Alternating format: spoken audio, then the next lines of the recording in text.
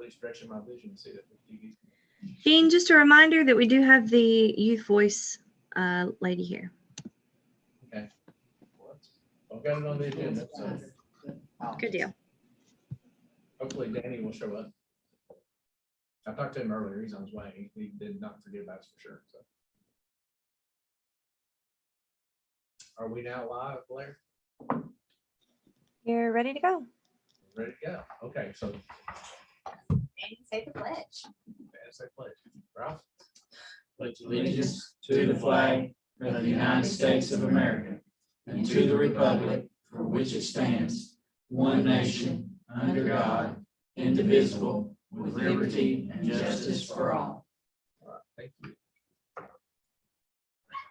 So council officially called to order.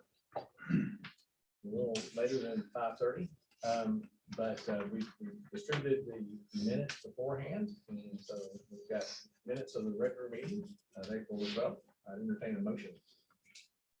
I make a motion to approve the minutes from the regular meeting. Second. Second. All in favor, say aye. Aye. Okay, motion passes. We have minutes for the April 28th special call meeting to discuss the plan. So everybody had a chance to review that one. I make a motion to approve. Okay, got a motion. Second, all in favor, say aye. Aye. All right, take care of the minutes for the last two. And I understand that Blair we've got a special visitor tonight for the Youth Voice Writing Contest for May of 21. I do.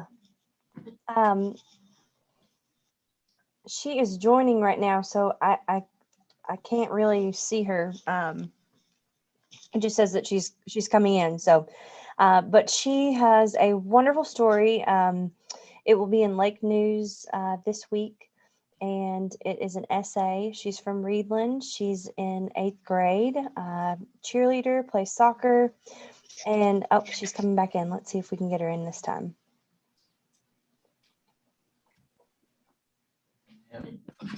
There we go. Isabella, can you hear me? Hello. You came in just in time. Oh, I think I lost her again. She's actually at soccer practice, so that could be a problem where the problem lies. But anyway, she's in 8th grade from Reedland High School, and her story is about mental health. I should get it posted today, and you guys can go on and read it on our Calvert City Facebook page and our website.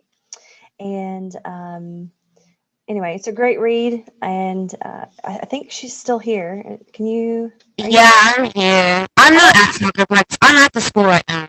Oh, okay. All right. Well, can you tell us about your story that you have written, just a little bit? Well, I don't remember clearly because I have wrote a lot of essays. I actually did not know I'd win this till today. I don't really remember it clearly, if that makes sense. Right. All right. Well, you're breaking up. You're breaking up. So we're going to go ahead and move on. But congratulations. And on behalf of the City Council, thank you for submitting your essay, and bravo. Thank you. All right. Have a good soccer practice. Bye-bye. Okay. Well, next on the agenda is item number 4. I think we're going to skip that and go into some old business and give the floor to John Ruzick of Retail Strategies. Get back to Ms. Nancy here in just a moment. Hi there. I'm John Ruzick with Retail Strategies. We've been working with you all for the past, say, about 8 months now. The purpose of our relationship is to recruit retail to the national chain retailers to your market with the idea of raising sales tax revenues, creating more jobs, and bringing businesses to the community. So we've been working with Blair to make that happen. And I just wanted to come and provide you with an update of what we've been doing since our relationship has started. First of all, I just wanted to compliment you on a beautiful city. I've been here since about 3 o'clock today, just driving around, laying eyes on all the property. I grew up in Louisville, Kentucky, so makes me a little homesick to see Kentucky in the spring. Everything is greener than green. The folks are nice, but I've never seen in a city of your size so much great access to parks, trails, recreational property. So really a huge compliment to you on that. Seems like a really great place to live. But Blair, if you just want to go to the next slide, we're going to just go through these in the next couple of minutes and kind of just talk a little bit about what I've been doing. But first, I wanted to kind of just go back over and remind y'all technically what it was, the goals that you had in mind when you hired us. So, most cities have similar goals to you. They want to increase tax revenue. They want to attract new businesses. They want to improve the quality of life in the city, and they want to create jobs. So all those things, serve to the people in the city, but also serve to bring your kids and bring folks from Calvert City back home, make it a better community. So that's really what we aim to do together. Next slide, Blair. What we've found, though, is that a lot of communities like Calvert City, they just don't really lack, they lack the resources, the time, the connections, and the expertise to really operate in that retail world. We know that a lot of communities have an expertise in recruiting industry to their markets, but not so much in retail. So that's what we really want to do. We want to surround your city and surround your staff with the strategic planning, the resources, the connections within the industry, within the retail industry, to really bring some innovative and cool retailers here that make people want to stay in Calvert City and happy to be here.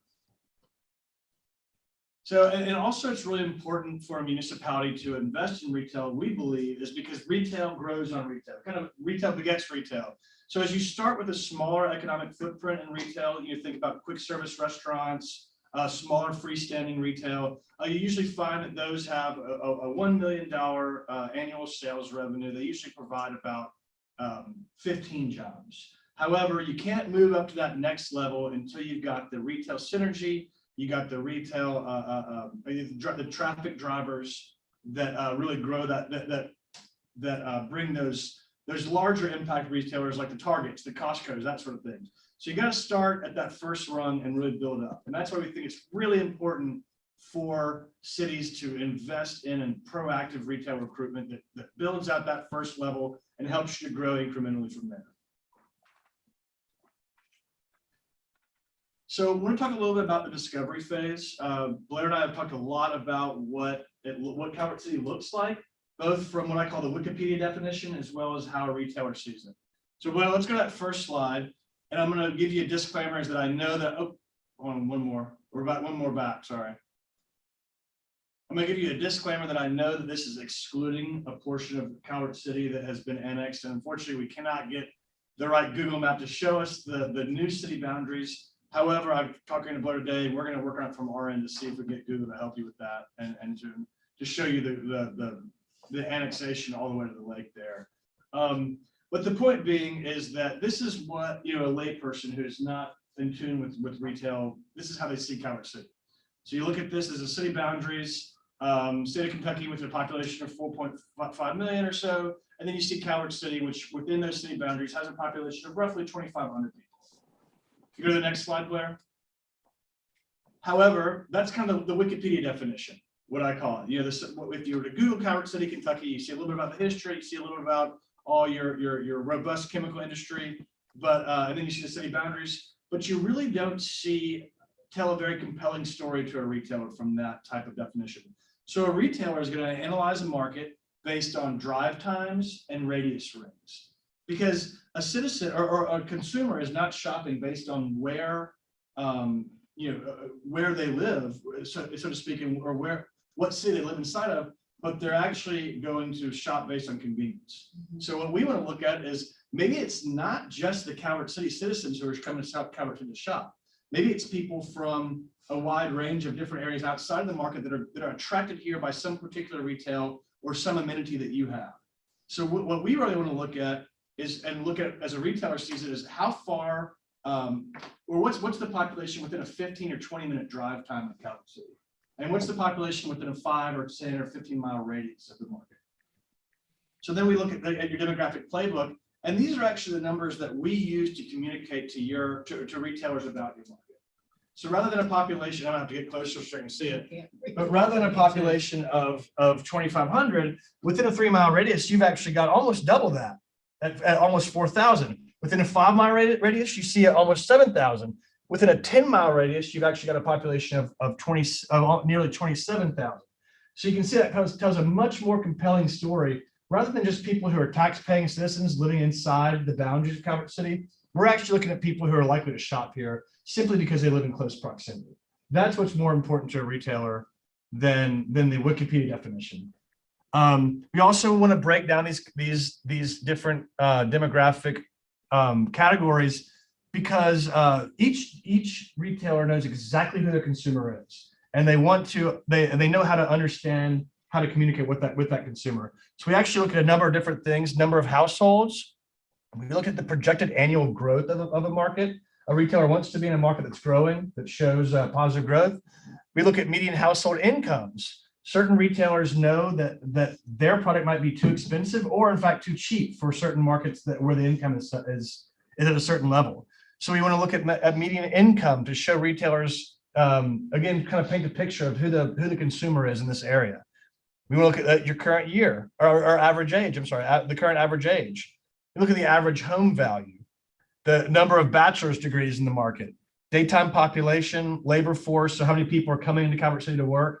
So all of this information is very, very important to a retailer, and each little data point is important for them to really communicate or understand what your market is from the consumer standpoint. Is there any questions? I'm sorry, I'm kind of going a little fast to this just for the second time, but please stop me if you have any questions or want to add additions. What we go into next is called mobile data collection. So taking this one step further is what is the real draw of Calvert City? You know, who's coming to shop here? Where are they coming from? What's that population? So in order to do that, and this is a little scary, we do mobile data collection, which actually creates a geofence around a certain retailer, or in this case, we actually did a number of different retailers. So we did it at Rolling Hills Plaza Shopping Center. We also did it at the gas station, I believe it's a Marathon down on the corner. Park 62. That's right. So at the corner of 62. So we did a number of different places there, and we also did the Kentucky Dam Village. What we wanted to understand here is Marathon, was it 5th and Main or out at 62? I think you're right. It's at 5th and Main, I believe. Oh, okay, I thought. You're right. I'm sorry. So we didn't go to 5-star. 5-star, I'm sorry. You in their marathon Both of them are. I don't know what it is.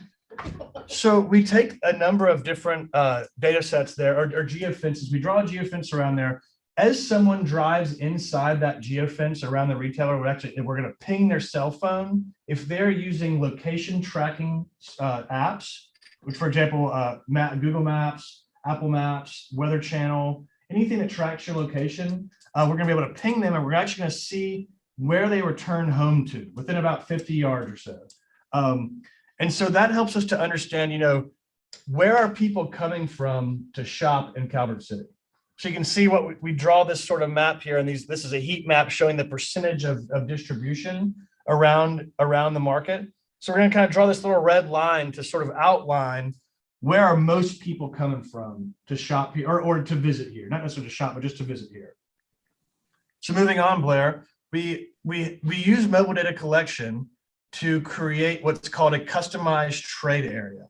So again, going beyond that Wikipedia definition, going beyond your city boundaries and really understanding where it is that people come from to shop in Calvert City or to visit or whatever they're doing here. We want to understand what's the wider area that people will come from to visit Calvert City. So if you move on, Blair, what we actually find here is that rather than a city of the population of 2,500, you've actually got a custom trade area of 35,000. So that's the number of people who on a regular basis are coming to Calvert City, whether it's to eat, shop, visit family, work, visit, the various attractions that you have in the community. This is a more accurate number of the number of consumers who are visiting the market on a regular basis. So what this all does to say, or what this all goes to say, is that we are trying to make sure that Calvert City is putting forth their best foot in the sense that we want to make sure that you're telling a story about Calvert City that resonates with retailers. that really means something to retailers and reflects a positive image of the community. So this is the information we're putting out there every day during our outreach. Could you make that just, Blair, can you make that a little bit bigger? Yeah. So what we're also looking here is based on a number of different surveys and consumer purchasing data. We're looking at the consumer demand and supply in your market too. What this is called is a retail gap analysis. It looks at the difference between supply and demand to show us where is the void in by retailer category. And then, so that shows us one more piece of data that kind of helps us to really aim ourselves at the retailers that we know want to locate here, that would do well here. You know, and I think that everyone knows this here is that Trader Joe's is probably not going to come to Calvert City. You just lack the incomes, you lack the population. That's okay. It's just, that's not going to be a really viable option for you. However, we see that you have a large gap, almost $30 million of money that leaves the community going out and finding food and beverage. So we do know that it's a high likelihood that food and beverage stores will locate here, because look at all the money that's being lost in other communities. So that's what we really want to, so you can go down and so forth about the different retail categories that show a large gap.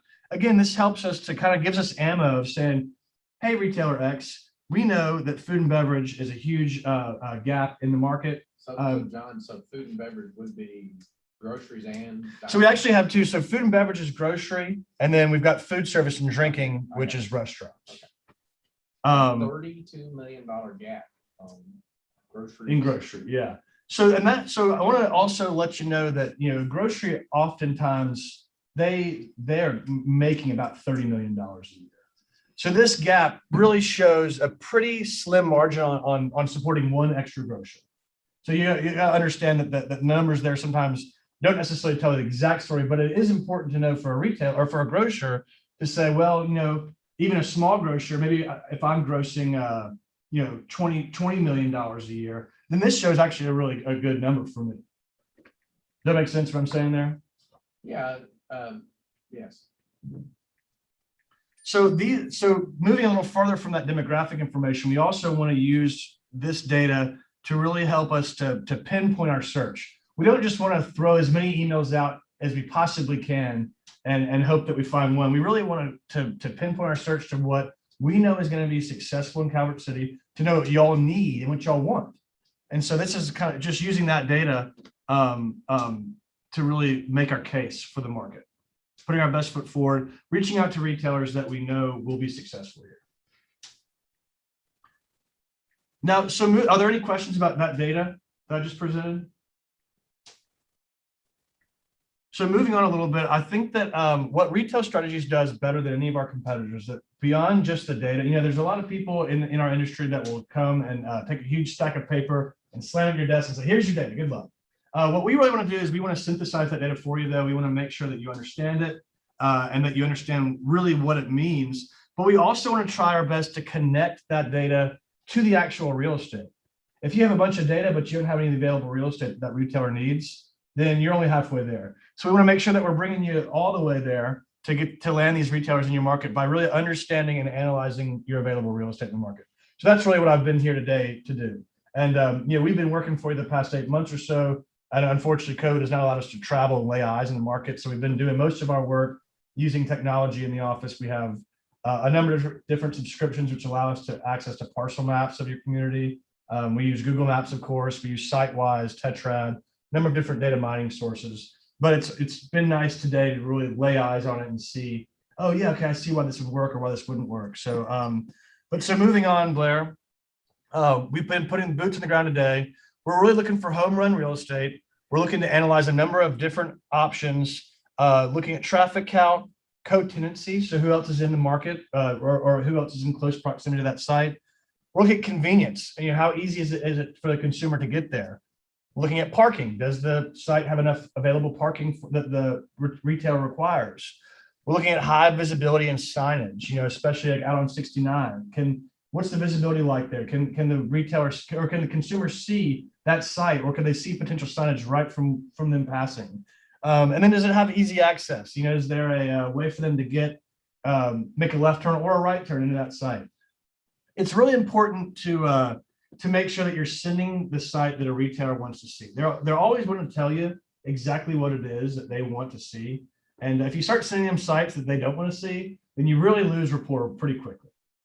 You lose that trust and that positive image that you build with the retailer if you start sending them sites that aren't worth anything to them. Another part of our boots on the ground tour though is collecting information. So what we've been doing for a long time and what we were able to confirm a lot today is, let's get the address of the site. Let's give a good property description, coordinates if necessary, a listing agent or an owner. A lot of this property around here is, I noticed, it's for sale by owner. So, that's not being marketed on a national level. So we want to make sure that we have that information. We speak to those property owners and we know exactly the story behind it, what they're looking for price wise, all that. So we can communicate all that information to a potential retailer, tenant rep, developer, et cetera. So that's what we're doing in the market today, is that boots on the ground tour. Blair, you can move on to the map. So this is really what I've focused on. We're focusing heavily on Highway 62 is right here, correct? So we're focusing heavy on 62, especially with the interchange at 69. And then, so we're looking at a couple different parcels down here. Of course, the KFC is a big one for us, the vacant KFC. Also looking at the Speedway property there. And then I've cataloged a lot of stuff down here going towards Kentucky Dam Village. Today, that's a lot of that for sale by owner property down that way on the far side of 62. And Blair and I talked a little bit about zoning. She's let me know some of the unique zoning issues there. Also looking at the corner here, Purchase Parkway. I've spoken with Mrs. Futrell there, who owns property on this southeast corner there.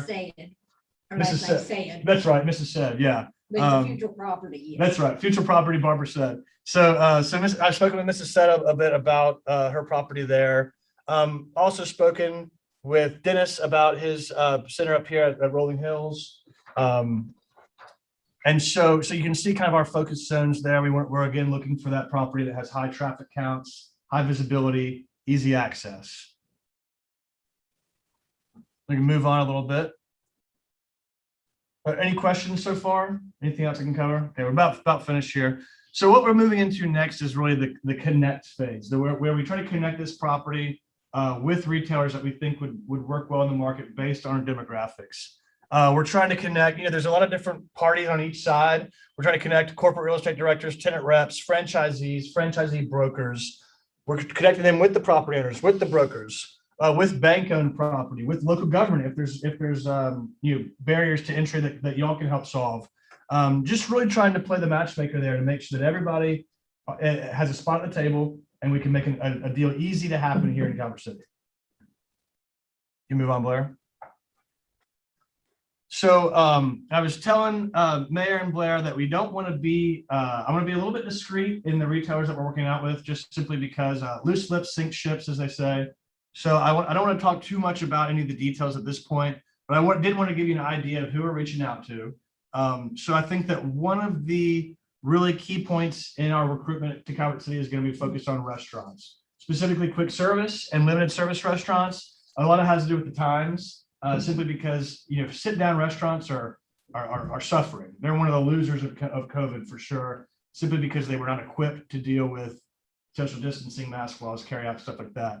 So really you're looking at the retailers that are expanding right now are ones that are capable of drive-through delivery. So that's what we want to focus on right now.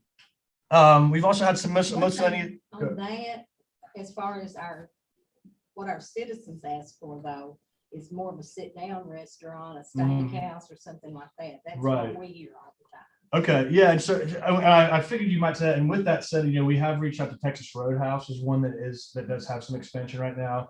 We'd like to look at limited service. Unfortunately, just right now, I understand. Yeah, I just wanted to point that. And when it's important, I appreciate you saying that, because it is important that that our goals are aligning with what's realistic. And that's kind of what we hope to do is help to kind of bring all that into the fold here.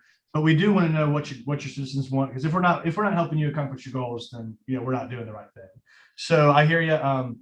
It's just that I guess right now it's sit down restaurants are really, really tough. We definitely want to lay that groundwork though. We've reached out to a number of them, and those may be deals that you see happen 2 or 3 years from now. But that's what retail takes. It takes constant effort over and over again, reach out, talk, build rapport, have these conversations, and maybe eventually that happens. So we definitely laid the groundwork in that case as well.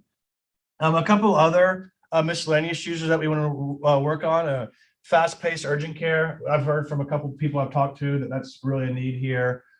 We also see that auto users are a need here, especially with the high traffic counts that you have on 69 and 24. We want to make sure that that's something that is looked at. And then also you can't ignore the $30 million gap that you have in grocery. So we think that the two best opportunities for your market right now would be Roller Foods and Aldi. Aldi might be a little bit of a stretch at this point, but again, we need to lay the groundwork now. Yeah, every single retail recruitment happened with a single conversation. So we went, and then the last focus that I've had for your market are cell phone users. I haven't seen a lot of cell phone users in the market, so I want to make sure that's something that we're reaching out to. Any questions about that? Or any additions?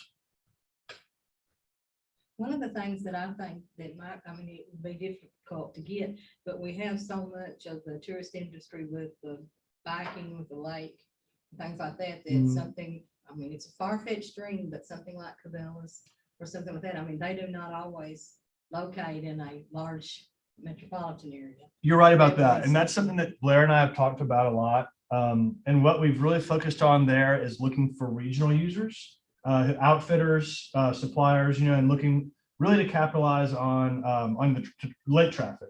So we've even looked at a couple different marine users, boat sales, that sort of stuff, outfitters. The problem is there's not a whole lot of national companies other than Cabela's or Bass Pro that are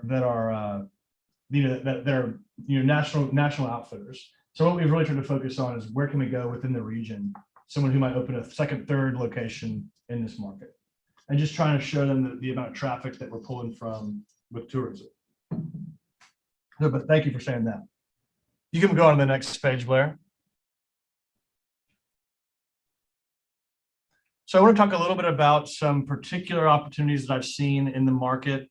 So the first one is would be a ground up development project at the said property. That's about 3 acres total.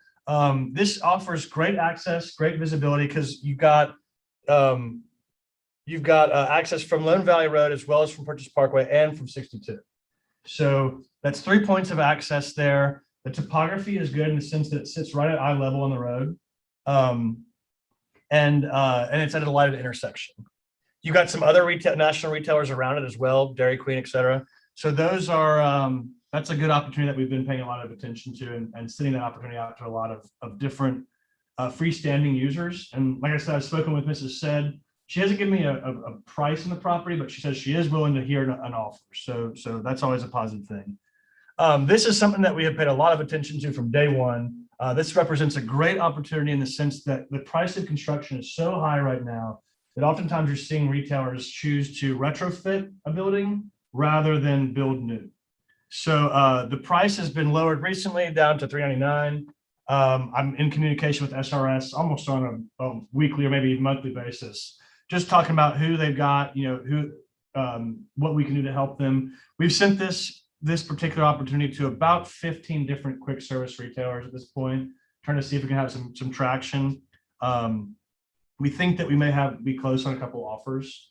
That doesn't necessarily mean that equal an opening. It's a long period of time before an offer and an opening are the same thing, but we're hopeful that this is an opportunity that we can get over the finish line at some point. And I'm curious to how that would work.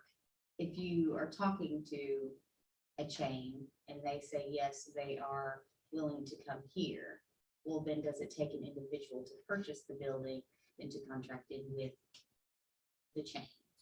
So a lot of times you'll be looking at or two possibilities there. So you might have a corporate store. For example, Starbucks has almost all corporate stores, meaning they're owned by one central entity.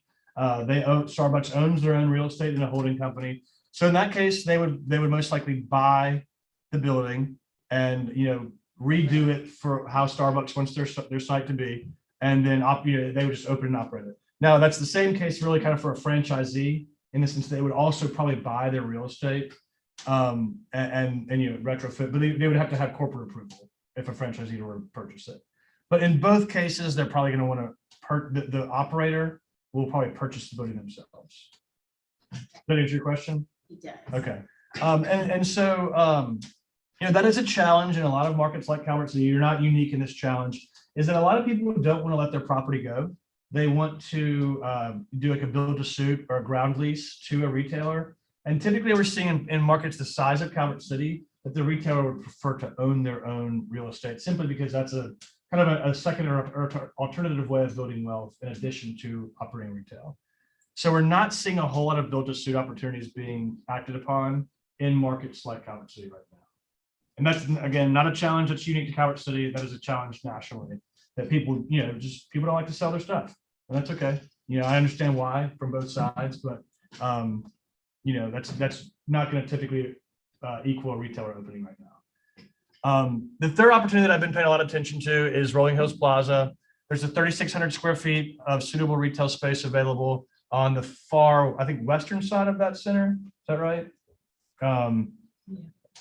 So I'm a little off my direction right now.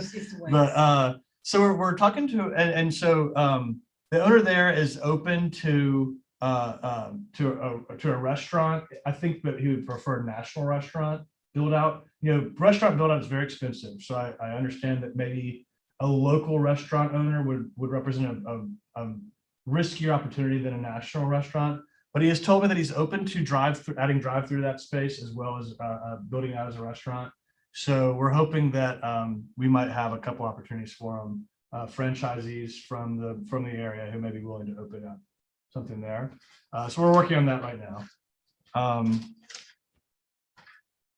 In the last time, I'm going to kind of buzz through this because I know I'm getting close to my time here, but I want to talk a little bit about some of the coronavirus results or what we've been able to do during coronavirus. Things were a little bit weird, a little bit hairy, you know, in the midst of it, because, you know, simply retailers weren't expanding. They didn't know what they were going to do. So we really had to kind of jump into action there to find some value to continue adding to our clients. Just a little overview of how this affected retailer, though. We've found that grocery, pet supplies, hardware, and food service, specifically pickup and drive-through, are really thriving during COVID. However, soft goods, so clothing retailers, hospitality, meaning hotel, and full service restaurants, those are failing. They're calling COVID the great accelerator because a lot of brands that were not able to pivot died a pretty quick death. We thought that certain brands might make it for, you know, maybe another 3-5 years. They were dead in, you know, 6 months. Whereas retailers that were really able to quickly pivot a strategy to an online or buy online, pick up in store, or order online, something like that, that really worked within the new framework, they're really thriving. So you can kind of think about Starbucks or Chick-fil-A, how they have online ordering apps. Bed Bath & Beyond was doing great because they were able to do figure out a quick buy online, pick up in store alternative. So that's some of the examples. We're also seeing that retailer footprints are quickly changing. So whereas you might have seen a retailer that operated on a half acre, they might now need 2 acres because they're gonna have a double drive-through to accommodate all the extra drive-through traffic. We're seeing that larger markets relying on luxury goods and tourism are kind of hurting simply because there's travel is not happening as much anymore. Whereas secondary and tertiary markets, which is how I would describe Calvert City, they're actually doing, they're seeing relatively little in sales tax revenue losses due to decreased commuting. So whereas people might have traveled to Paducah for work, they're now working from home. So rather than buying their groceries in Paducah, they're buying at the Food City. You know, and then also we're seeing that regional tourism focused markets. So people who may not necessarily need to stay in a hotel, but they can come here, be on the boat during the day, and then go home. Those markets are really having a lot of success with day tripping and weekend visitors. It's kind of a little bit of the results from COVID here. Now, how we've had to kind of pivot our strategy is that, you know, a big part of our services to y'all is that we represent you at different national ICSC and retail live conferences. So we're there networking with different retailers. Of course, all that stopped. No more handshaking. You know, no more networking at the bar. What we've been able to do though is represent y'all virtually at a couple different conferences this year and last year. But what we've really found though is that we're having to leverage or that people are leveraging their relationship with us more now than ever. We're the ones with the boots in the ground. We're the ones with the information about properties that other people don't really know about. So they're really having to call us to understand, hey, tell me about Calvert City in 10 words or less. Or can you find the property on the corner of X and Y? And so they're really, our relationships have become more so about phone and email communication and less so about these big conference communications. But I think we've still been able to add a lot of value to our client communities. We've also been able to have a lot of retail webinars. That's something that Blair has access to. I'd love to see y'all's names pop up on the webinar if there's ever interest. And if you want to, all of y'all have my card. If you want to email me, I'm happy to add you to our distribution list so you can see what webinar topics we cover. So during the pandemic, we talked a lot about how retail real estate's changing. One of my favorites has been how to utilize historic tax credits for redevelopment. We talk a lot about downtown resources. We talk a lot about, and right now one of the biggest topics is the American CARES Act, how communities can take advantage and leverage that to their fullest potential, what they can use those funds for as well. So you're always welcome on those webinars, and you're always welcome to reach out to me for follow-up questions or any more information. We've been publishing a lot of information again about how to utilize those CARES Act and navigating COVID-19 for small business support. We can keep going, Blair. So conference recruitment should resume at the end of this year. We'll have our first conference in almost 2 years in December. That'll be in Las Vegas, the Recon, which is the big famous one, about 30 to 40,000 people. I think it's going to be a little bit subdued this year, but they should be back on track around May of 2022. And that's when also regional conferences will resume as well. So my typical advice on conferences is let us handle Recon. That's a really, really big, really expensive, and really overwhelming conference. What I find is more successful for our client cities is to go to the smaller ones. There's a great Tennessee, Kentucky idea exchange. It alternates between Louisville and Nashville every year. And that's a really small and manageable conference, one that I think that you can go and really help to form relationships. One of the best things too that we advise our client communities is to go and form relationships with the retailers that are already present in your community. You never know when they may be looking for an upgrade, or they may have a problem that you can solve that otherwise might make them leave the community. So I really encourage you all as leaders, as community leadership, to go out there and find ways to make that relationship stronger with your community retailers. Because if they don't have a go-to person, they might up and leave in the middle of the night. You never see them again. And so if you can make sure they're happy, that they're well serviced, then that's a really big way for y'all to contribute to the community. Part of what we do, and you've got a copy of this here, is you've got a retailer aerial as well as a market guide. These are these are materials that we use to communicate with retailers on a very regular basis. I encourage you to do the same. That's also something you can use part of your industrial recruitment. However you see fit really is fine. It's helpful for us to have input from community leaders on what needs to be updated. I know that things change. We can't always be in the market every day. So as you hear different things or see different retailers coming in that need to be adjusted, let me know, or let Blair know, and she can let me know. You can keep going, Blair.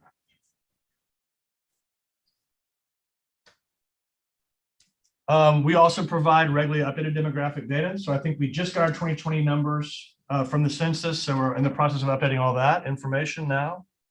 That's always available. And the next page that Blair's going to get to here in a second is one of my most important points, is using us as a data concierge. We invest a lot of time and resources into having the most accurate and up-to-date data that we can. So if there's ever a specific request for data that you'd like to see, always feel free to get Blair to contact me. I'm happy to do that. It's usually a pretty easy process. We also want to make sure that we walk you through it and make sure that we're getting the most accurate numbers that we can to communicate exactly what it is that you want to communicate. But all sorts of different examples. I'll be happy to talk to anyone about that, what we can do for you. We also offer marketing assistance. I've included an example of something that we created for a property owner and one of our clients in North Carolina. This is a center that had a vacant grocery store, about 33,000 square feet. We've just assisted him and helping him backfill that with an Ollie's. I think a lot of it has to do with the fact that we created this very simple marketing flyer. It took our marketing team a couple minutes to do this. But this is something that owner used to blast out to all different retailers all over the country. And it really just is a clear and concise way of communicating that the retailer can understand quickly, and it's gets that conversation started. So if it doesn't matter what type of retail it is, whether it's a vacant lot on the corner of X and Y, or if it's a available center. I know we've already talked about with Blair about the Family Dollar Center, I believe, that has some vacancy, reaching out to that property owner. So that's something that we're always happy to do to assist marketing. That doesn't come at an extra charge. That's just part of our relationship that exists. What I want to leave you with is a couple points. You are the local expert, and I cannot replace you in that, but we're the retail experts. So really our relationship works best when working together. So I'd love to hear feedback from council people, from our point of contact from the mayor, just about what people are saying. And sometimes gossip is just that, but sometimes it's substantiated. And so sometimes when things change with people's personal situations, that makes property more apt to be sold at a more reasonable price. Any of that is not silly information to hand me to bring to me. So if there's something you want me to reach out to, I might not know. By all means, please let me know. If a red and white for sale by owner sign pops up on a main retail corridor, let me know. Take a picture and text it to me. Because really, I can't be in the market every day, but y'all are. Y'all know this place like the back of your hand. You go to church here. Your kids play ball here. You talk to folks. So I need to know that information. But really, it's important to understand that this is a partnership. You are the local experts. We're the retail experts. That's about all I have. Thank you very much for your time. I'm sorry I went a little over. I'm a little verbose there, but I want to make sure you got all the information. Any questions for me? I have one comment, and I know that on the map that you pretty much did just national businesses, national brands and stuff, but it's odd that from the marathon in this block between Highway 62 and 95, we have two businesses there that probably bring in more outside traffic, and one of them will be Jetta Marina and the other one will be Custom Automotives, because they're specializing, and they have built up a business over the years that, Sure. and that's something that I think maybe in this town that maybe we need to, Okay. you know what I mean? Absolutely. To encourage some of that. It may not always be a national brand that we get, Yeah, no, I agree with that. And you're right. I guess what I'll say is that map is geared towards national retail. Right, You're going and to I see like, understand where's that. my competition? But you're right. We want to also show traffic drivers. So I'll get with Blair and we'll add that as well. And just some housekeeping here. I think that we will have marked 1 year of our contract on July the 28th. So typically what we do is we send out invoices 2 months ahead of time. Don't feel like you have to pay it right away. If you need to wait to the fiscal year, to the new fiscal year, that's fine. But Blair will probably be getting our invoice at the end of May. What other questions can I answer? He's deep in thought, I think, is what you call it. So John, you probably know more about our properties that are for sale probably than anyone else. So you kind of touched on it a little bit, but you said you focused on the national chains, but suppose there's someone who's not a national chain, in fact, maybe has maybe no business going right now or very few. If they somehow reached out, they probably wouldn't reach out to you because they're not going to know about you. So they would go through Blair, go through the city, and then have access to you and all of your information. Absolutely, yeah. We all encourage Blair to connect us with community members who are interested in starting a business. If nothing, I'm not a banker, I'm not a lawyer, so there's often not a whole lot I can do for them. However, we do know a lot about the property, like you said. Yeah. So we're always happy to connect them with a possible property owner who, or someone who can lease. About at least what you put together here, you know what we're lacking and a lot of the demographic stuff that not everyone's going to know. Yeah, happy to provide them with data. And then, that kind of goes back to the whole local expert, retail expert thing. We want to make sure that we're a resource to local users as well. We just don't know them, but happy to talk to them anytime.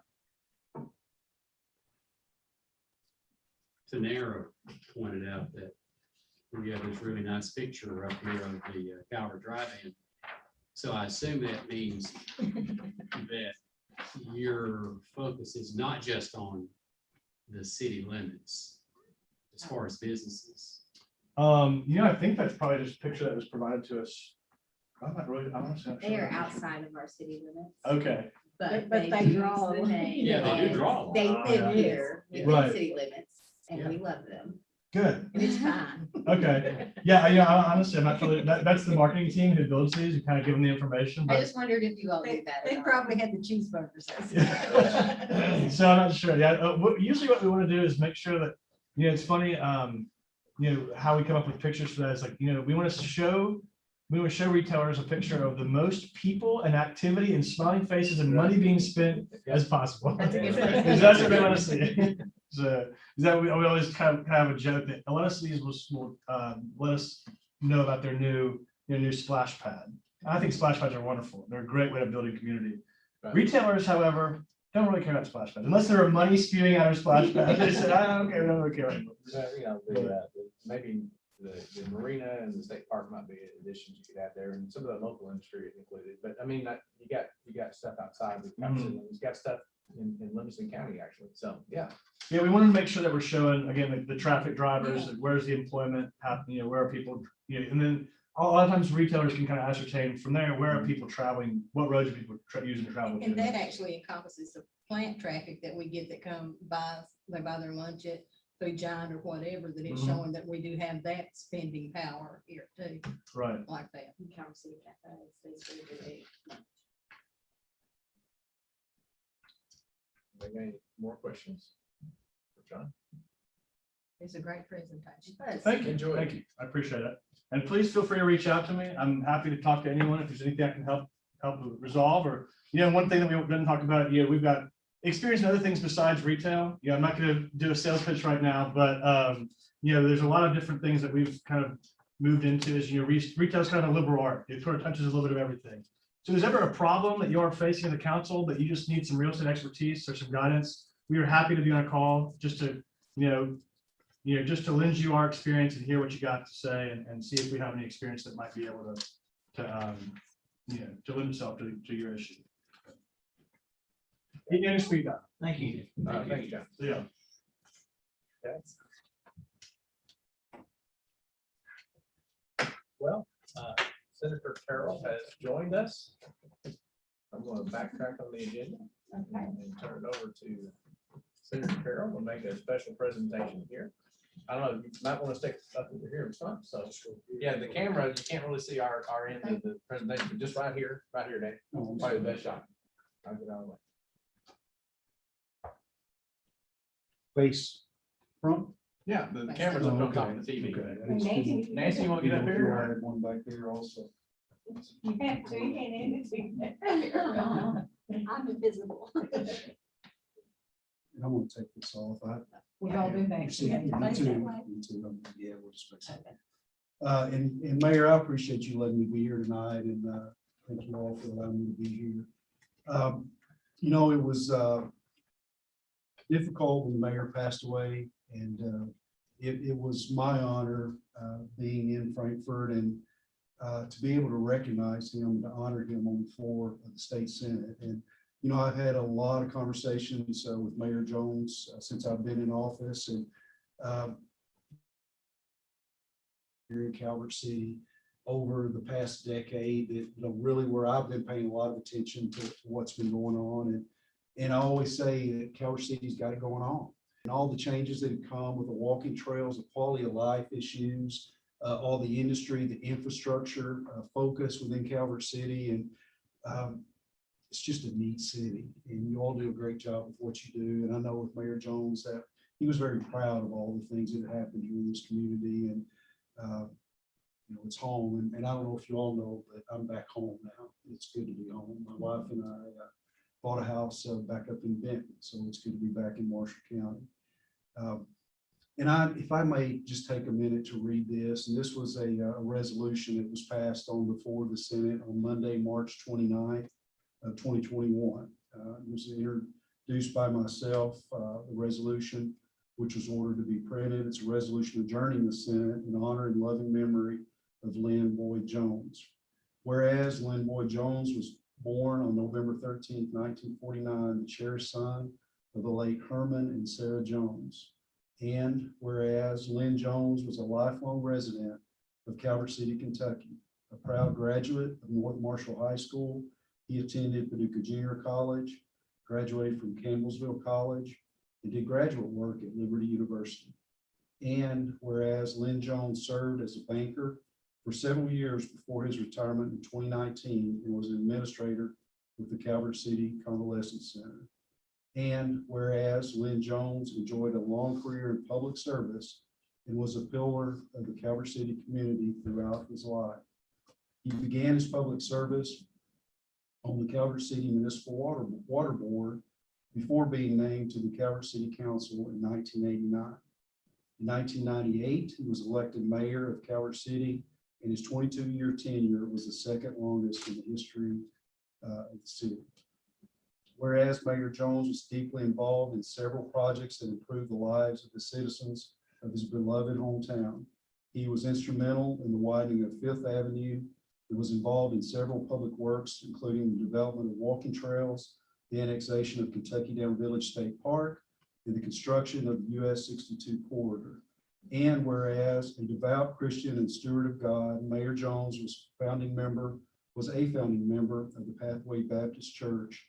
And whereas Mayor Lynn Boyd Jones, beloved public servant, cherished Calvert City native, and beloved husband, father, brother, and grandfather, departed this earthly life and entered into the kingdom of heaven on January 30th, 2021, leaving all those whose lives he touched in solemn mourning.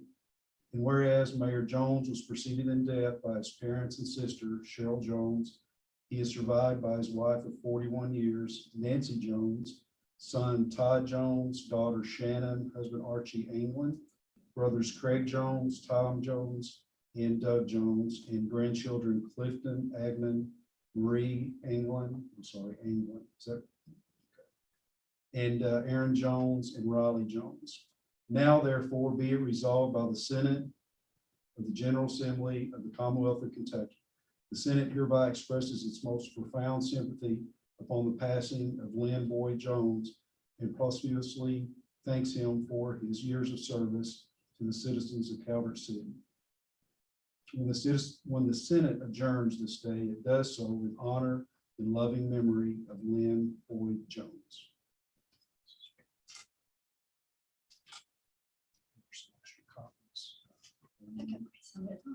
Can I get a smile for Did me? they actually send some more? Can I get a smile real quick? Like, turn it around for me. This way. No, turn Oh, the this. actual frame around. There we go. Ready, 1, 2, 3. Thank you all. Just know that your husband meant a lot to me. He, coming into a position like in the state senate, it's intimidating. And he always made me feel very comfortable in everything that I did. He always communicated to me man to man. You know, there was nothing, no threats or anything like that or demands. He simply articulated what the needs of the city were and kept me up to speed on what was going on and what the future looked like. And always treated me with respect and kindness. And I can't tell you how much that meant to me. And he just did a great job in this community. His legacy will live on. He loved Calvert City. He loved it. Yeah. Thank you. Thank you all very much. Appreciate it.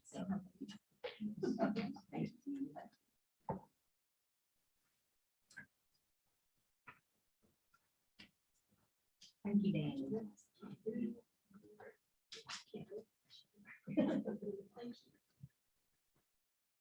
And it seems like Gene and I just graduated high school a We couple did. of years Yeah, ago. a couple years ago. For some reason, our hair has turned gray. Well, at least you still have something. Thank you all. Thanks, Dan.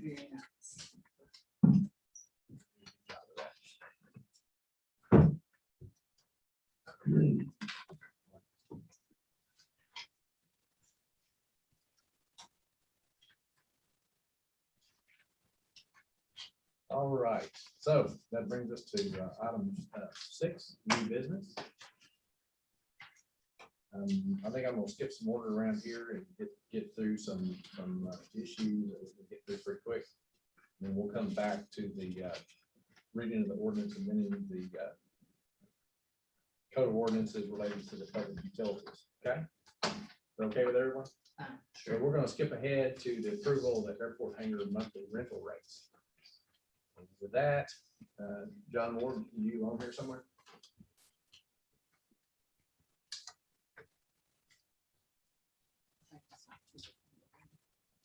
Yeah, he's out there in the hallway, I think. He doesn't realize they're just messing the agenda around. My apologies. That's fine.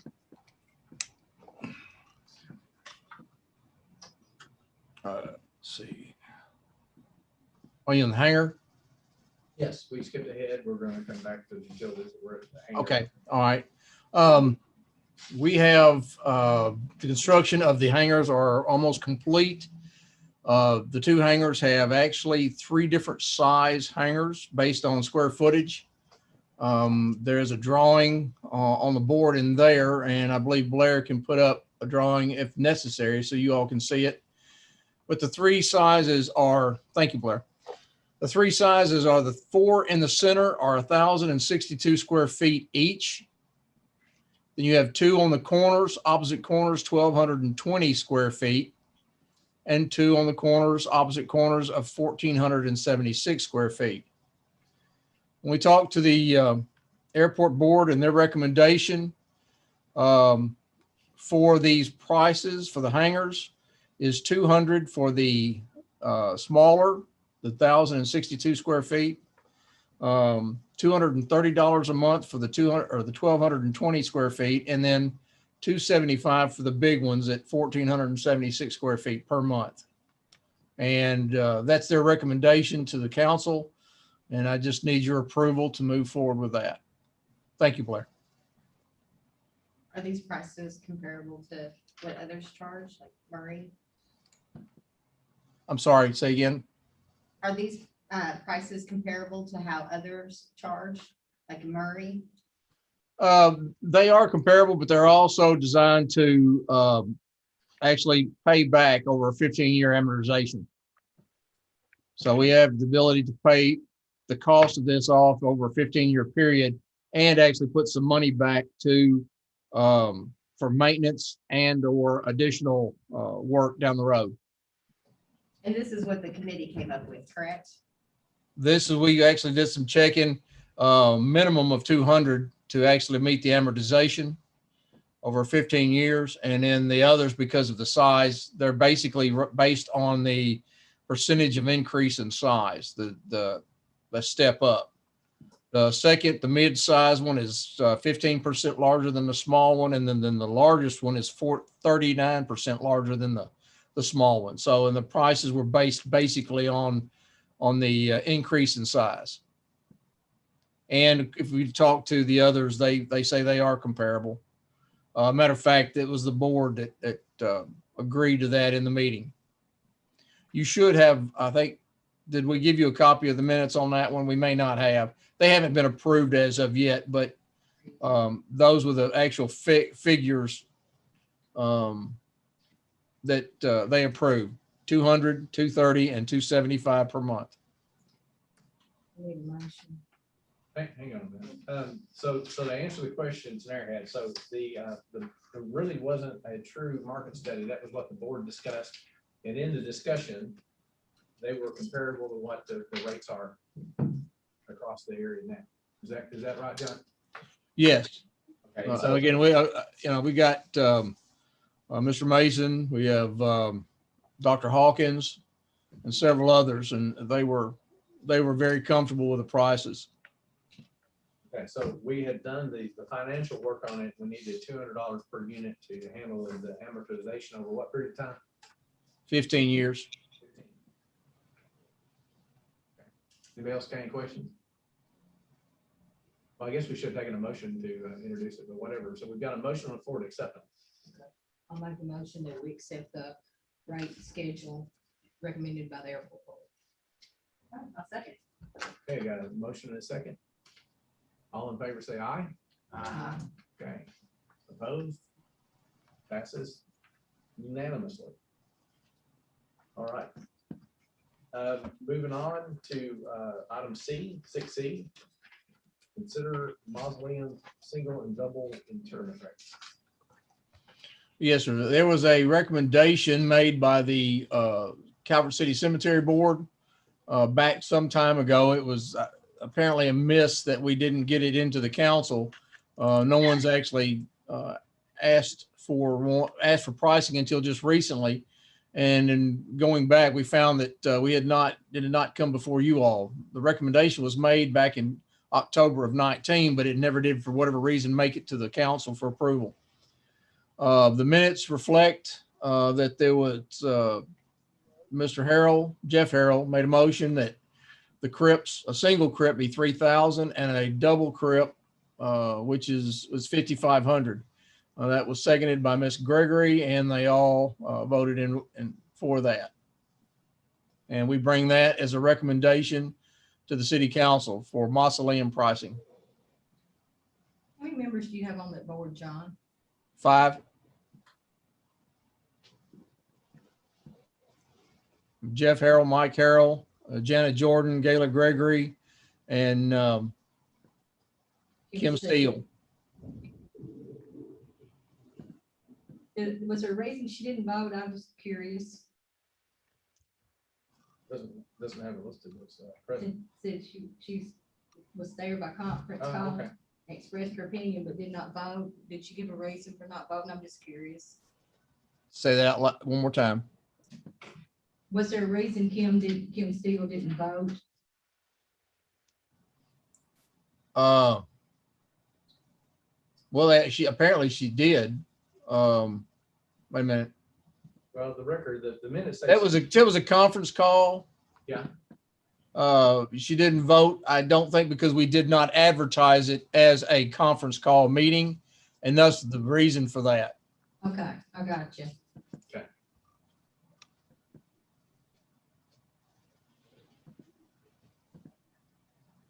John, how does the cost being proposed here, along with other regular costs associated with, I guess, the burial of someone, compare to or being interred in the mausoleum here, compared to the cost of a lot in the cemetery and then the associated cost?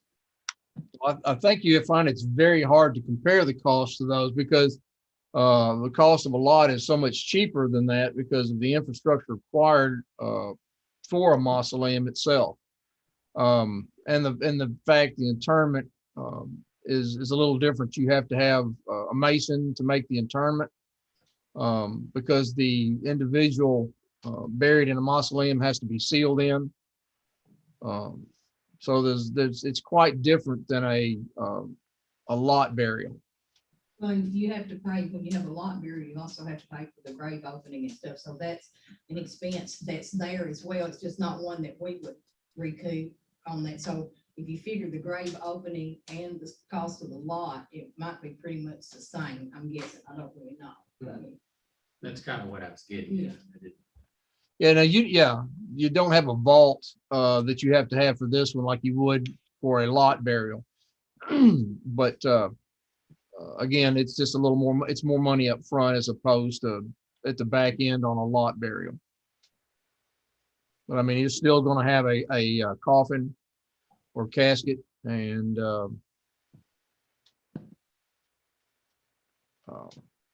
well, and of course the maintenance on that also is higher than would be more significant if you have to get in, not daily maintenance, but overall maintenance. If we have to go in and replace something, you're replacing granite and stone as opposed to mowing. So I understand it is kind of apples and oranges, but yeah, well, and it's also that, you know, you're not going to have the call for a crypt like you will for a lot, or even a columbarium or niche in a columbarium. But some people just prefer that type of interment. have rates been set for the columbarium? They have it. I think they have. Yes, they have. The a columbarium niche is $1,000. That will hold 2 burials or 2 cremains, and that also includes the opening and closing and a limited number of information on the monument face, or the face of it.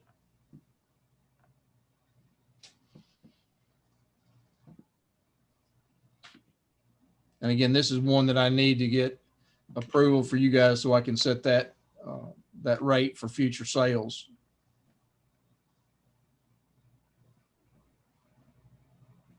Well, I suppose that we can assume that the cemetery board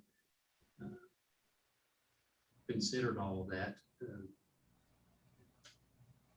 They know more about that than we do, so I don't know why we would do anything other than approve what they've done. Yeah. So That is correct. Got a motion? I make a motion, we approve the prices of the mausoleum as presented to us. Got a motion, need a second. Second. You're seconded. All in favor, say aye. I, Right, second. Ralph seconded, I'm sorry. I'm not that sorry that Ralph seconded. I'm sorry, I don't know who's talking. It could have been Chris. Okay, so that passes. Do we all say no? Is that all? Yeah. I didn't ask for a vote. No, I'm just not saying hi. Well, you got counted as that, Okay. unless you're opposed. or No, you're- I'm fine with it. Okay, we're Absolutely fine. Passes unanimously.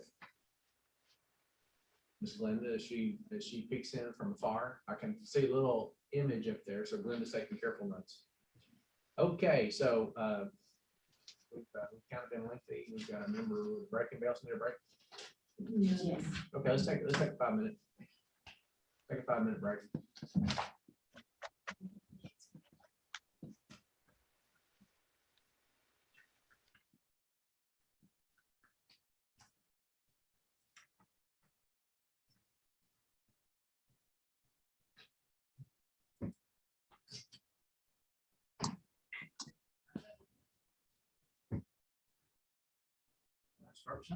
You did, we started a trend.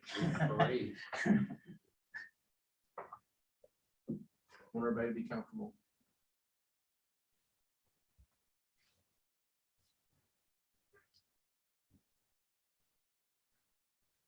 So what happens to the scene? They just stare at us coming. Well, no, they take their 5 minute break too. It's a lot easier on them.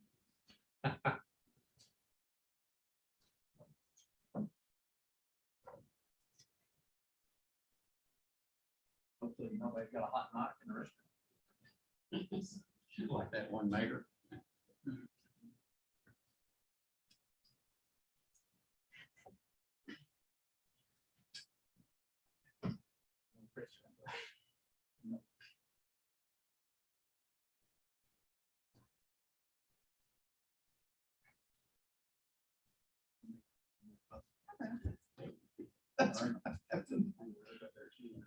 I know. I knew when you said that. Yeah, so is everybody else. Oh, yeah.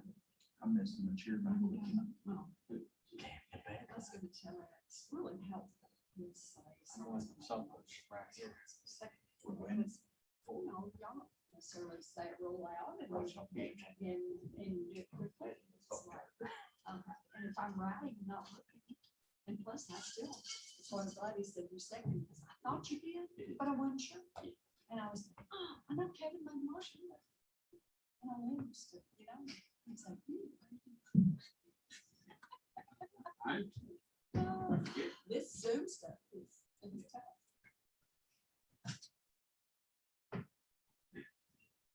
It is a refrigerator in here. Yeah, it is. I'm gonna start taking out of it. That's pretty complicated, pretty nice. Well, who told me to sit on it? It's kind of funny, I burn up all winter, freeze off all the summer doesn't seem to be. But this room is weird, because it's like, it's hot right here, late, and when it's cool, here somewhere else.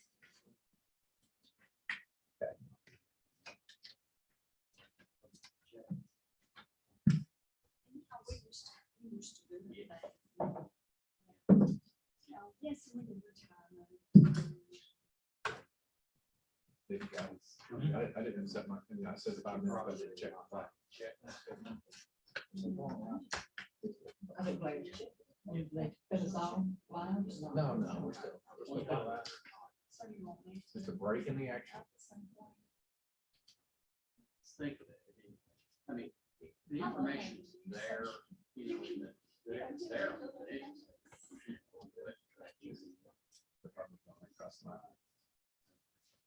See.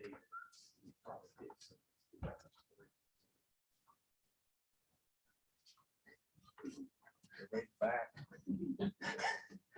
Everybody is back. Okay. We're up at item number 6D on the agenda to consider the disposition of a fire truck. And with this, I believe Chief Davis is somewhere in Zoom land. Chief, are you out there? He's in my office. Okay. Do we need to read this, Greg? Okay. Before we Oh, do good, that, good. you know, Actually, Tim, do you want to speak to this? You want me to? You can. Okay. Tim has requested the fire truck that's going out of service, the one on your document. Can you hear me? Tim. Okay. That it be donated to the Marshall County Rescue Squad for their use. It's no longer needed because it's been replaced by our current, the new truck we just purchased. does everybody know which vehicle we're talking about? No. This is the old truck number 7. It's the 1992 Ford commercial chassis. It usually resides at Raleigh Station. Okay. And this one has been outside for the last few weeks at the city property as you cross the railroad tracks. So the pump's not the strongest pump in the world. And I'll take the opportunity to talk for Chief Davis. He can come through and thump me if I'm wrong. But one of the issues is that if that was to continue use of the fire truck, it's got some durability questions with pump systems on it. But it's a perfectly good chassis. Marshall County Rescue Squad has exhibited an interest in the truck, and it's a fairly good sized commercial chassis, four-door cab. They want to haul their water rescue equipment. Is that right, Tim? Great. Yes. Okay, so they want to haul the water rescue equipment. Chief Davis is recommending that we go ahead and donate that to the Marshall County Rescue Squad. So if anybody got any questions for Chief or comments on this before I ask you to approve it? Okay. Everybody good with that? Yeah. Okay, that's the recommendation. I support it. Tim would like to do it. I support it. So with that, I'll take a motion. I'll make a motion. Make a motion. I'll second. Motion and second. All in favor, say aye. Aye. Okay, Marshall County Rescue Squad has a new vehicle to help them with their mission. And very happy to do so. Thanks, Tim. He said, thank you. Okay, other business. Ms. Blair, ready to go with Marketing Director's report? I sure am. Okay, where to start? So, sorry, adjusted here. Right now, I'm working on publications for the sesquicentennial. Bobby Faust and I have spent many of hours the last couple of weeks going over her publication. She has just done a phenomenal job. It's really amazing the knowledge that she has, and I cannot be thankful enough to have her to guide me and all of our committee through the history of Calvert City. So she has finished up her document of that, so that will be turned into a kind of a small book. So I'll be designing that now that she's wrapped that up. And there's a few photos that I've come across that I do need. If you happen to know someone that might have any of these photos, please send them to me. I can take a photo of them, or I can scan them and give it right back to you. But the photos that I'm needing are the Norman Milling Company, which is the flour and grist mill that provided electricity for Calvert in the early days. Oak Hill. In its earlier days, I have, an existing photo, and I have another photo that's very covered in trees. But if I had a more visual photo of Oak Hill, that would be awesome. Lee Cox I have a photo of his store, but I don't have a photo of him. I don't have a photo of Dr. Trailer or Dr. Cox. And then I really would like to have a photo of the old clinic from the 70s when it was kind of first built. So that that first photo, or Picture of Dr. Trailer. say that again. Silas should have a picture of Dr. Trailer. Yeah, I would hope so. I would hope so. I've talked to Gary, but I'm gonna have to get on Gary again and see if he can get me the things that I need on his side of his family for sure. We're finishing up the script for the documentary, and Jim Freeland has agreed to be the narrator for it. I think it'll be awesome. He has a really great voice, and I think it'll be really good putting all of that together. But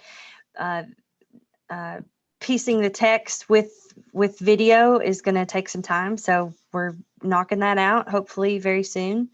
And then View Magazine is going to do an insert within their magazine in June. So we'll have, when you get their magazine, you open it up, there'll be a pull-out magazine that will be just about Calvert City. It'll have 3 stories in there, along with just tons of pictures that we've acquired over the last year from people. And it'll be 12 pages long, and we are looking for one advertiser for that. We have TVA as an advertiser, and then we are looking for one more advertiser for that publication. So if you know of anyone that might be interested in that, please let me know. Outside of that, things that are coming up, we have Food Truck Friday. Started last Friday. It went over really well. The food trucks were really happy, and I think that a lot of the Calvert City residents were happy to see it back, so that's good. The Calvert Citywide Yard Sale is set for Thursday, June the 3rd through the 5th.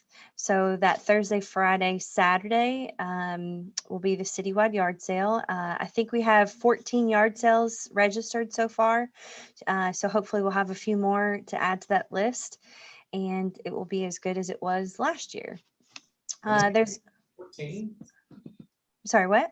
How many yard sales did you just say? 14. We had 23 last year, so I'm hoping kind of to get that number again this year. Okay.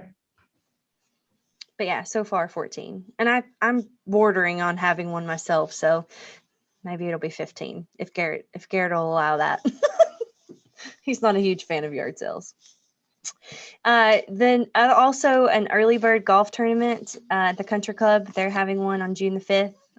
That's a Saturday. Then we're going to have a paint night in Old Park.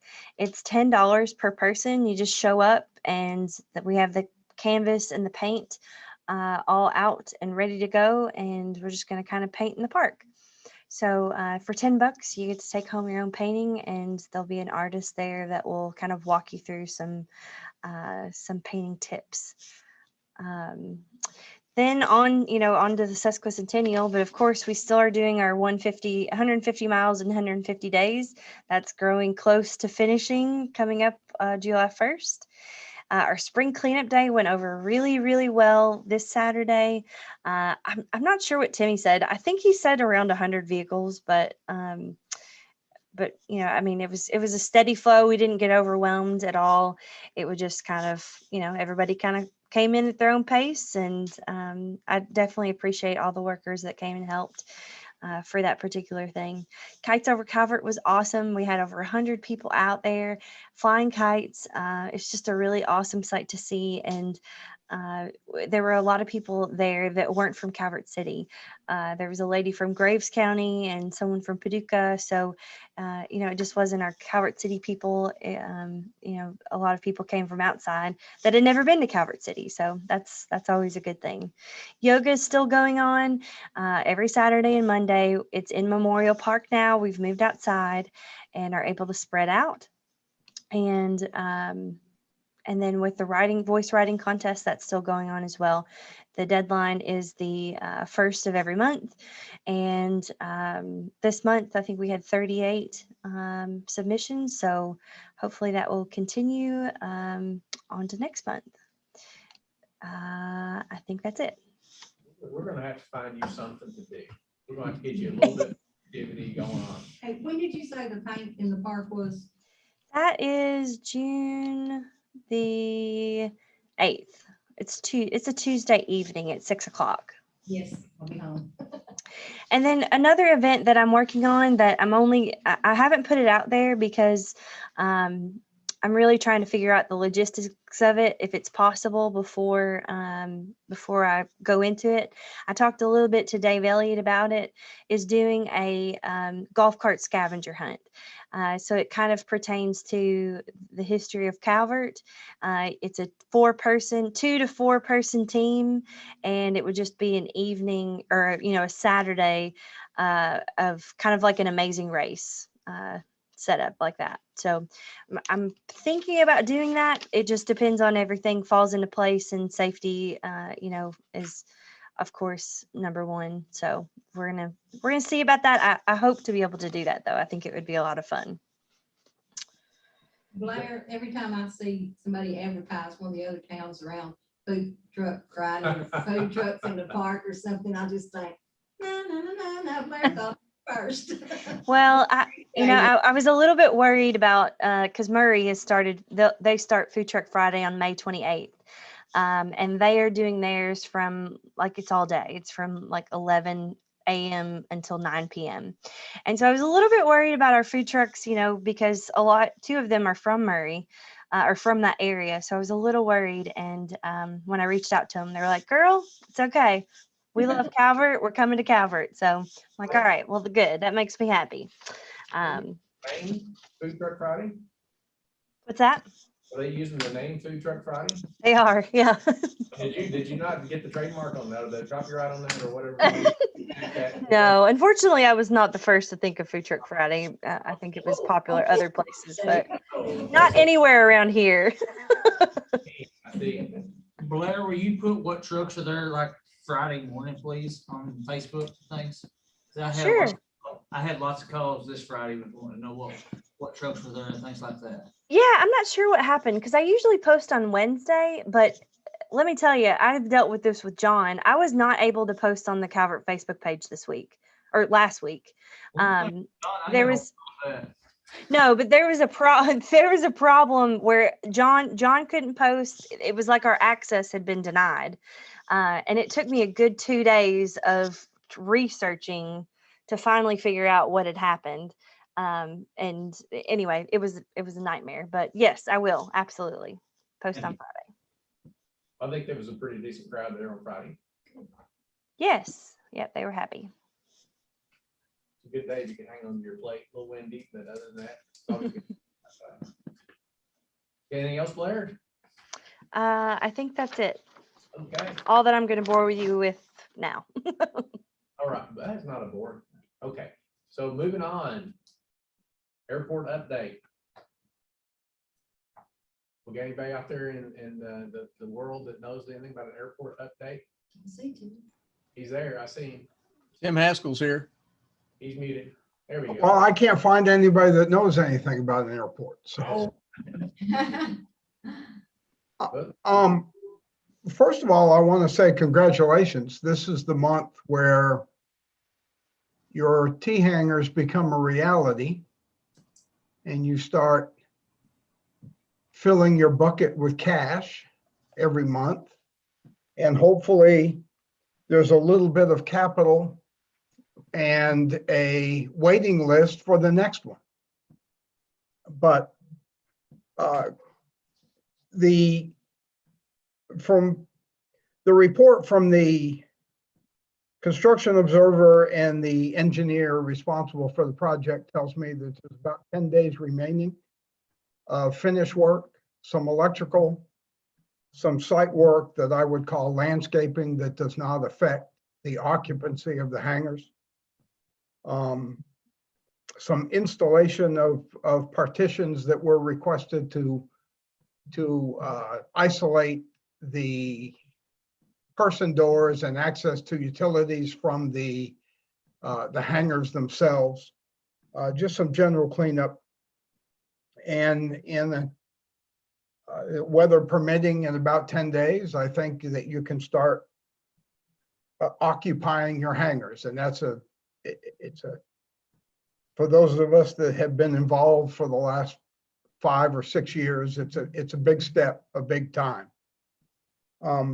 Moving on to other projects.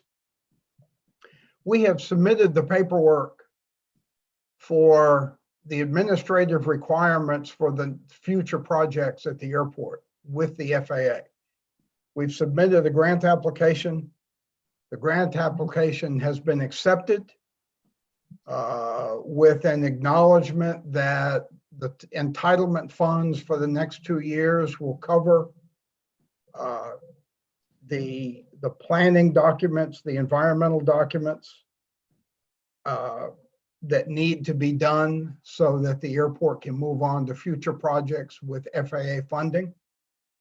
The issue right now with the FAA is they have acknowledged that those projects will be approved, but they cannot authorize the funding. They have not been authorized to authorize funding. There's an issue within the FAA.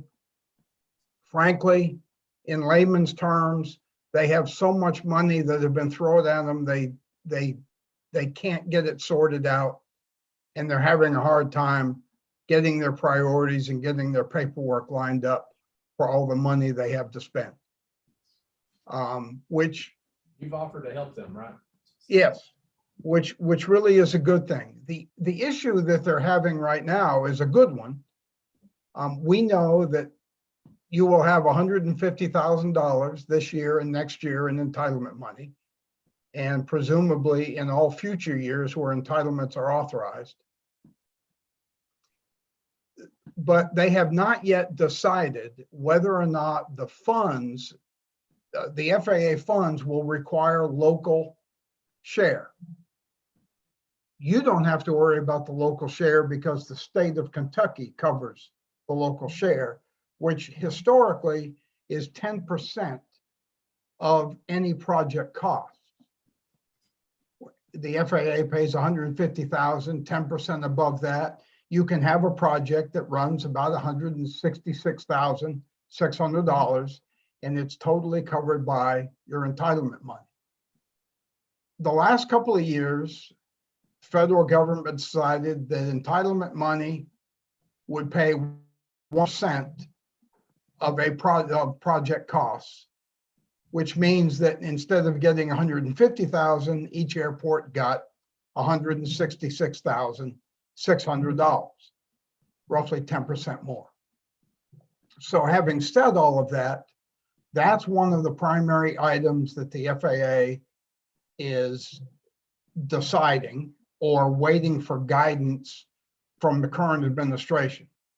So once that is worked out and the spending schedule has gone forward, we will initiate the airport layout plan, the environmental analysis, and all of the things to support future projects and the fence project.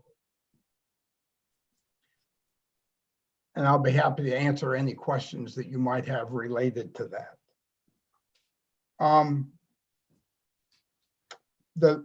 The other item that I would ask or make you aware of is that there's a significant amount of discussion going on in Washington now about the next stimulus package. And there's been a lot of discussion on the news about earmarks. We have been told that most of the congressional delegations are asking communities to submit a list of desired projects or how they would spend money if they were given money. I would strongly recommend that the airport contact the local congressman and ask if that office was putting the list together. Frankly, I would recommend that you submit for a 60 by 60 or 80 by 80 hangar to move this airport to the next phase, which is ask for a hangar that a maintenance company or an FBO could could lease from you. It's a perfect stimulus project in that it has long-term enhancement of skilled labor, coming into your community. And I would strongly recommend that Congressman Comer be asked if he is putting together a stimulus list. I will acknowledge that your fence is your #1 priority. However, we do have a verbal commitment from the Department of Aviation that they will pay for that fence within the next fiscal year. So the submittal of 2 potential earmark projects, one being a fence and 1B being a box hangar that would accommodate a fixed base operation. That's my recommendation at this time. And I'll be happy to work with John on putting together a paragraph that might describe the need and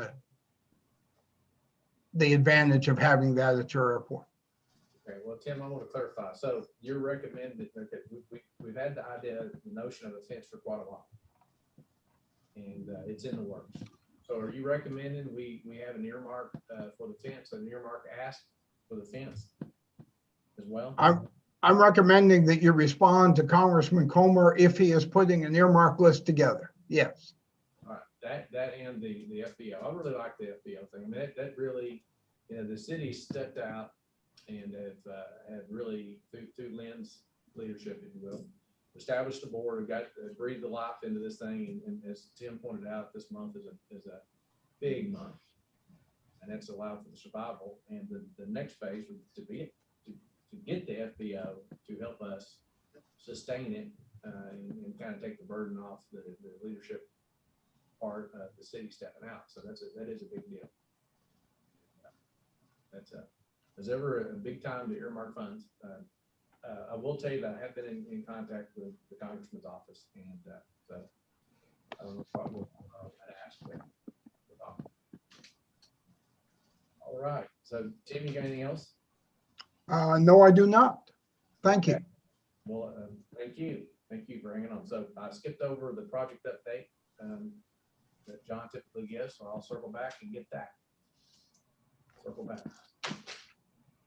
Circle back. We've been doing a lot of circling back tonight. Yeah. So John, you with us? Yes, sir. Just for your information, there has been a grant submitted on our behalf for that wildlife fence by the state. Actually through Hanson, I think sent some information, and Jake Dahl with the Kentucky Aviation Administration has actually submitted one. And I think there's probably, if that doesn't go through, we may be able to push through on some other possibilities with the ARPA funds.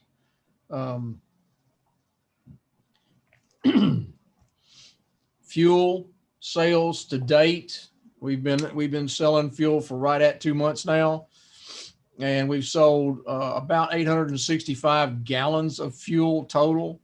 Total number of sales is 53. The amount sold $3,840 roughly. So that's basically the last 2 months. That's what we've done. And this is just picking up. The first month we sold, I think it was around $1,500, $1,600 worth. And in this last month, we've sold almost $2,400 worth. So it's picking up as word gets out there that we actually have fuel. So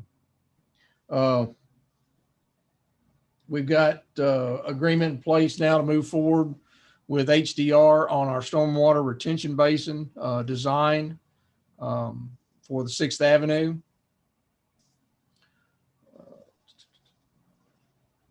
We also have locked down our fireworks for this year. We've got that in place. We've got our mowing contracts going and our headstone repairs moving forward with them. Now, this will not, just for your information, these will be to level and straighten headstones. If the headstone itself is broke, we can't get anybody to go in there and put it back together. They can't guarantee it, so they won't repair it. So that's kind of where we stand with that. But if those are leaning or have fallen over, they will come back and redo the foundation and get those straightened up. Weed violation letters have gone out. If you run across any more that you think we may not be aware of, let us know. But we've sent out more than a dozen violation letters here in the last week or so. So maintenance throughout the city, that's pretty much what, and mowing is what we're pretty much doing right now. Maintenance crews have been going around fixing just things that have been kind of put to the side for bigger projects. And that's kind of where we're at, trying to get things caught up. The fountain, I think they're pretty much done with the fountain. Brad, if I'm out of turn here, let me know, but I think that they're pretty much finished with it. But the air temperature, we recommend not opening it until the air temperature gets up enough that we're not going to have blue children running around. So, and I think that's about it, unless Brad or one of the other department heads has something that needs to be addressed. I have a question. Yes, ma'am. And I have nothing against chickens, but I had a complaint that there's chickens running around in a residential neighborhood where there's not, they're just lots there. It's not like there's a big plot of land. What do we do about that? Do we have an ordinance or? Well, if you have them call City Hall. Okay. If we can determine where they're at, we can actually address that. Greg, did you have something? No, it's a violation of our zoning ordinance, so. I thought that we were allowed to have chickens. If you have, I think if you have 5 acres, is that right, Greg? Oh, yeah, 5 acres. is an ag. 5 acres. Yeah, livestock, now, anything that qualifies as livestock is not allowed unless you've got 5 acres in your agricultural. All right, I had that wrong. So there are some homeowners around. Quite a few homeowners. Chickens are in vogue right now. They are. And I don't know how many complaints we get to City Hall about that, but it sounds like we've gotten one to a council member, so. The only complaints I've ever gotten were the dogs were eating them, but the dogs are allowed to eat them. Well, Sorry. that's another complaint. So folks who have dog problems, the dogs like to get after the chickens for sure. And that creates a bit of stress because the ones that want to make a dog complaint have a livestock in the yard, which is not good either. I sent a dog packing one down the walking trail the other day. Dog packing a chicken down the walking trail. That may come from where? Oh, geez. So do you see the dilemma? So you're going to call City Hall to complain about the dog eating your chickens, and the chickens are outside of the ordinance from the livestock side. You can't, so. Yeah, I do.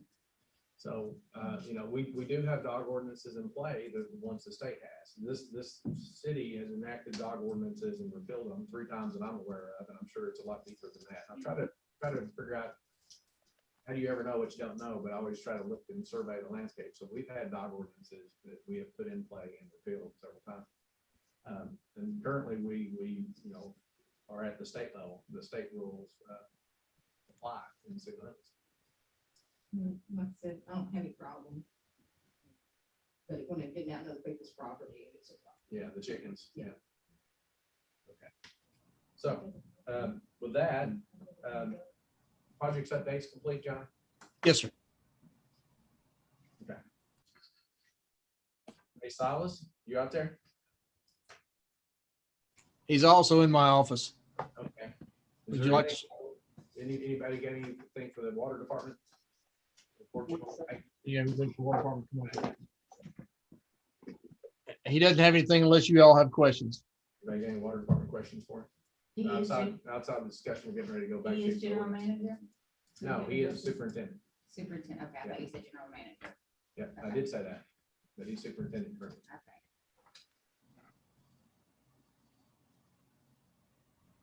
Okay. Okay, so I'm gonna go back to the reading, the second reading of the ordinance amending the city of Calvert City Code of Ordinances. Relates to public utilities.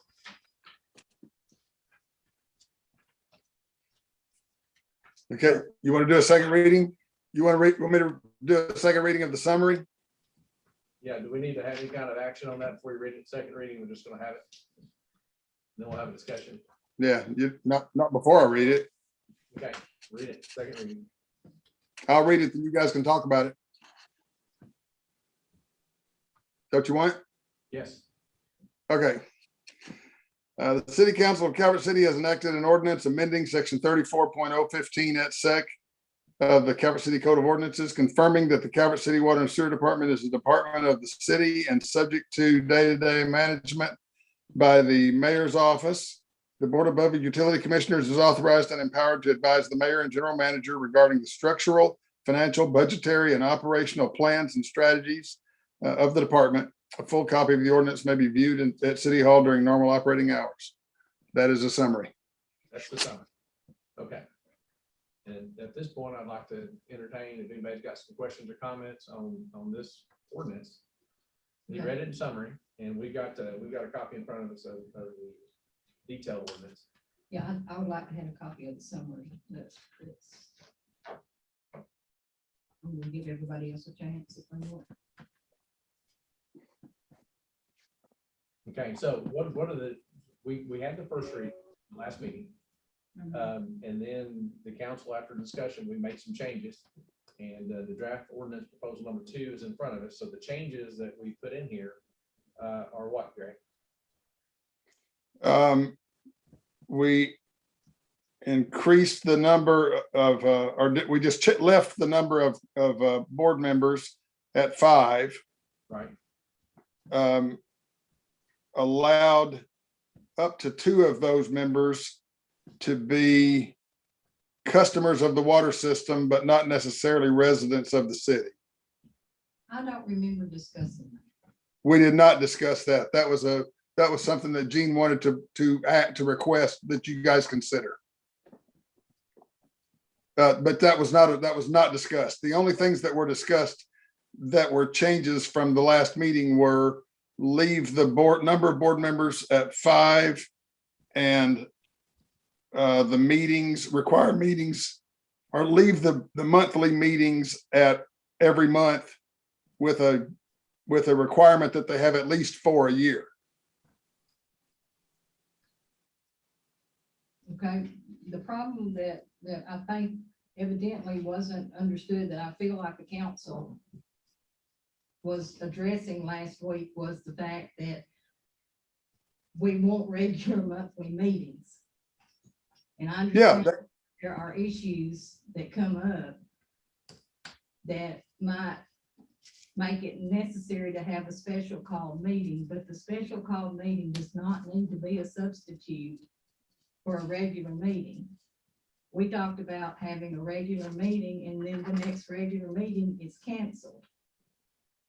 And I've understood Gene told me that he recommended that, but the problem that I have is that the board did not meet, and correct me if I'm wrong, in January, February, March, they had a meeting in April. I'm not sure if that was a regular meeting or a special meeting. Then in May, you don't have a regular meeting, you have a special meeting. At the same time, the board members it is being circulated that the board members don't have anything to discuss, and at the same time, they're being, and I don't use the word criticized because that's not it, but we're being told that they've done nothing on the new water plant. Well, they can't very well do anything if we haven't had these meetings. And I think the thing that the council was wanting to try to get across here was that if you have a regular monthly meeting, you need to do all in your power to have that regular monthly meeting. And we were just giving that at least 4 meetings a year as a leeway, not as a goal. Because if it's important enough to have monthly meetings, you should endeavor to have your regular meeting. We have some issues that maybe the budget wasn't ready this time, and wondering if maybe you might be better off to move this to a Tuesday, the third Tuesday of the month, instead of the first Tuesday of the month, if getting the budget is now a problem without Roger. Okay, well, Nina, I'm gonna address this.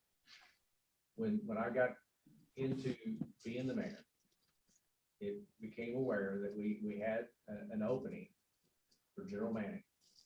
And that when Lynn had been considering that for some time, I didn't know this, I don't think the council knew about the ordinance. But I think we need to focus on this ordinance. The reason, and I'll take the blame for not having a regular water meeting this month, because we haven't got the ordinance thing straightened out. And we need to, we're gonna have a 5-member board, and we need to get going with this change, okay? So that's my fault. Now, we didn't have the budget conversation ready. So I went ahead and did the special call meeting, instructed Dan. Dan's been caught, I believe, between Mayor Jones and now Mayor Colburn's instructions about how to handle this thing. So I told Dan that we were going to have the budgetary review this month and just make that a special meeting. It wasn't any kind of a hidden agenda or an effort to get anything else done outside of that. But I need to, I ask that you guys, let's look at this ordinance, make sure we get that where we want to go, and we will move forward, okay? And start having it. So the ordinance itself says that meetings and the quorum, et cetera, it says that shall hold regular monthly meetings at such time. And so that's not even a change. We actually said the first Tuesday, and they could come up with their own times, what I remember. Yeah, we said that time and date should be reflected in the minutes. So that means that they pick their own. And so this wasn't a change from the prior portion of the ordinance at all. That's the way they handled it before. So it's more of the board makeup and when they all can meet and regular, and we're going to do open meetings law and all that. So it needs to be part of the regular meeting cadence. And the intention is to have them monthly. Okay. There's nothing going on here. We're running in place, if you will, and we can talk about some more of that here in just a minute. But is there another question about the? Yeah, on the one thing that I would like to see, and I think this would be fair, is I think this would help Dan out, that the meeting, if we inserted the word "and" instead of "or," that in any such regular meeting can be canceled by the chairman and as agreed by 3 or board members. Instead of just one person being able to cancel it. When I was proofing this, I also read that and wondered if, because I think about how our meetings are canceled, we're all kind of contacted. Hey, you're gonna be there tonight, so. And we have some input into that. It was one of the things that was brought to me about membership. Nobody brought that to me. That was just something I found on my own. It was something that was brought to me that they felt like they should have a little say so in canceling. So they allocate time to go to these meetings, and have it on that certain day that they, and, having one day's notice that it's been canceled is not fair. And if there is nothing to discuss when they get there, then they may be a little bit slower to say, yeah, let's have a meeting or a little bit. Rather than to have it, if they do all agree to have it and then show up. Pardon me. I'm really having a difficult time hearing each of you. Please watch where your mics are. Thank you. Okay. I'm sorry. I would just like to have that "and" where there could be more than it. Well, okay, so you're saying "and" instead of "or." Right. Okay, so the chairman is a member. And he's a spokesman for them. Yeah, so in the case of cancellation, the chairman doesn't have any special powers. That means the board is telling. Basically, you say that you need 3 members of the board to cancel it. Yes. Okay. I don't have a problem with that. I think that's fair. Could you hear? So really, yeah, so really, if I'm understanding, really what we need to do is just say, may be canceled as agreed by 3 or more board members. All you have to do is take out the word "or" and then put the word "and," and it solves your problem. Well, I think that if we go ahead, strike the word chairman or, Yeah, and just say canceled as agreed. So, we can get rid of that prepositional phrase there by the chairman or get rid of that entirely. And so it would read, any such regular meeting may be canceled as agreed by 3 or more board members. yeah. Then it doesn't have to be the chairman. Yeah. So the chairman's a member of the board. Yeah, Okay, so he. I mean, I don't think it would be fair to leave the chairman out of it. but, No, But he can.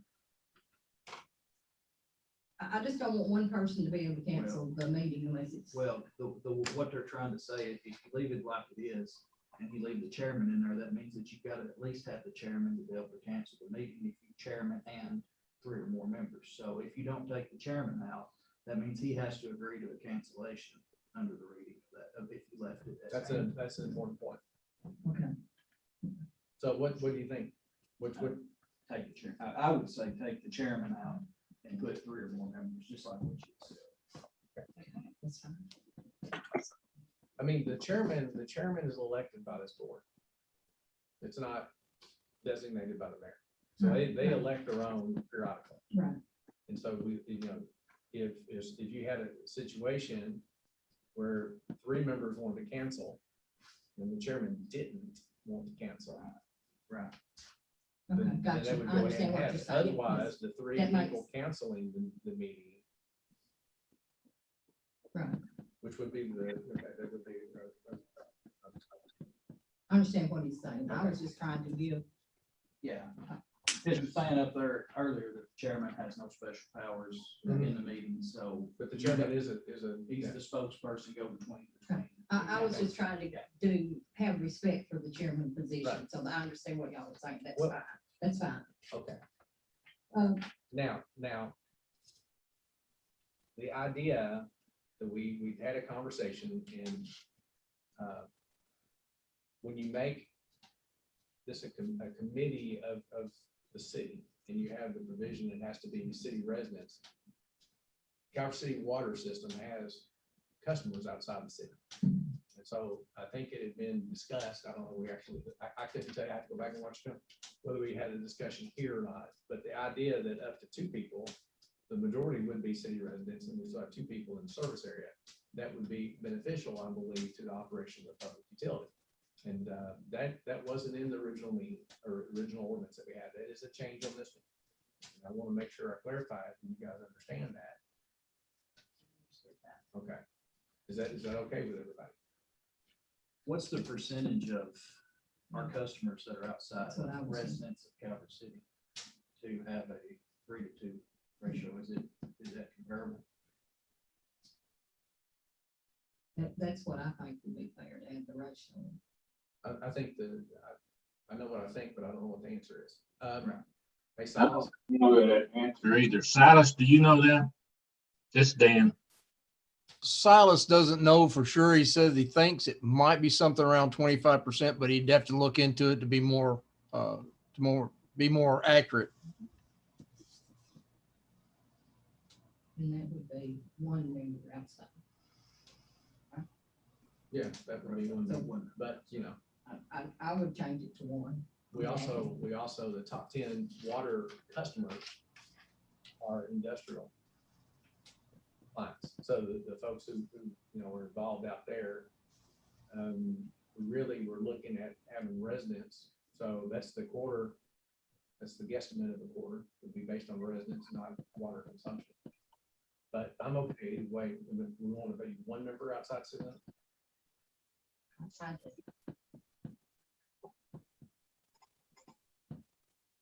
That would give them a proportional voice. Yeah. But you don't have to. You don't have to. Yeah, you don't have to. Right, right. But I don't think it's a bad idea because we have people who have businesses here and like you said, the plants and stuff that have some voice in it. I don't have a problem with that. One of the other things on the membership where it says, well, the word hereafter on the first paragraph, Greg, probably needs to come out since it's always been 5 members of the board. On the Which first- section? You're on organization. Yeah, The word hereafter, you probably need to strike that. Okay, And then on the membership, it says the current terms of the 3 existing board members.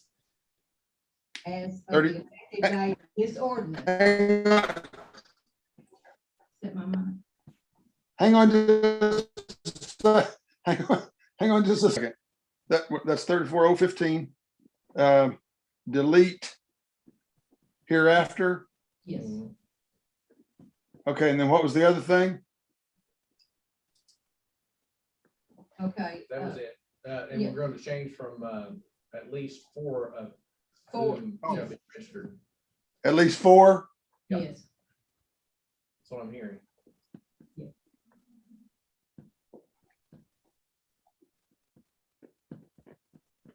And this is just a question. I'm on the membership part of it, where it says the current terms of the 3 existing board members shall continue until they expire. Should that not be 5, even if you have some expiring right now?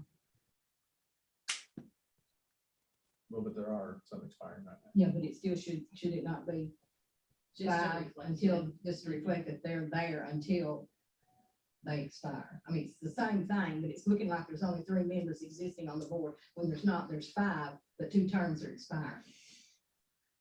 And I want to know when those terms expire, what month?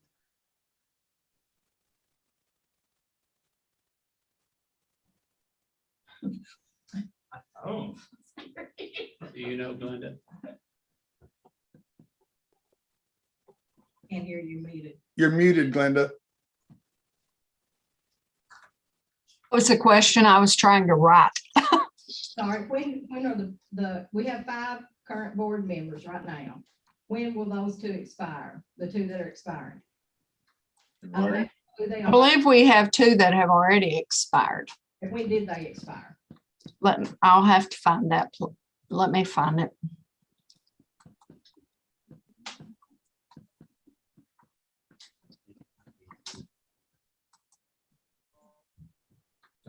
Of July or the end of? I know we have to expire. Yeah, I'm just thinking it'd be good to have it on record when they There expire. were 1 each year, except 1 year they 2. So it must be this. This paragraph on membership, typically when you Next time you back in a few minutes. be to populate the board. Yes. Okay, all right, thanks. Okay, bye. Yeah, there's an expiration Okay. every year. Yeah, go ahead, Glenda, I'm sorry. Oh, that's okay. Paul Ambler expired December 31st of 2020, as did Donna Provine. Those are the 2 that have expired.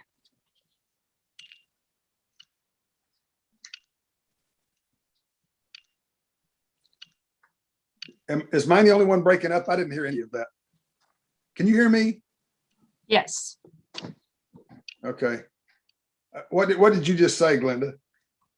Paul Ambler and Donna Provine both expired December 31st, 2020.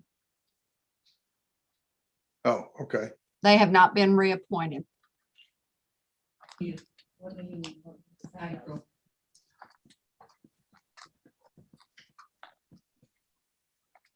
I guess I did not go ahead and reappoint or.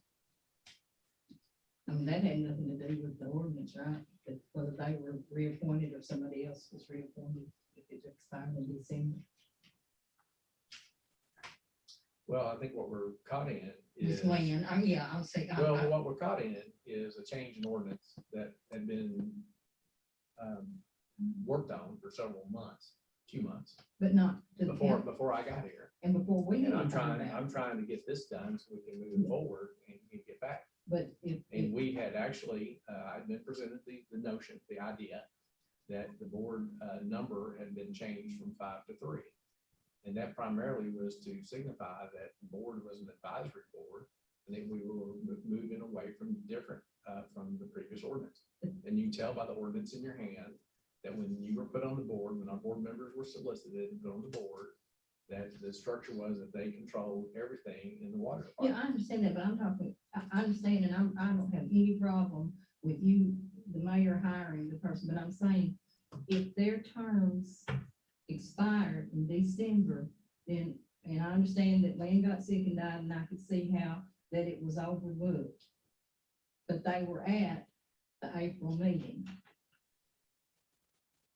And if their terms are expired, nobody's told them. Or that they've not either been reappointed or not. So, They've been the ones that weren't very happy at the last meeting. you know,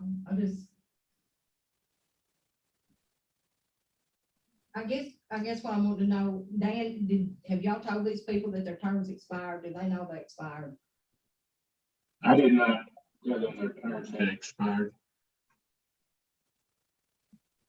I was waiting for the Mayor Jones to make that announcement, Okay, or whatever he chose to do, either reappoint or not appoint.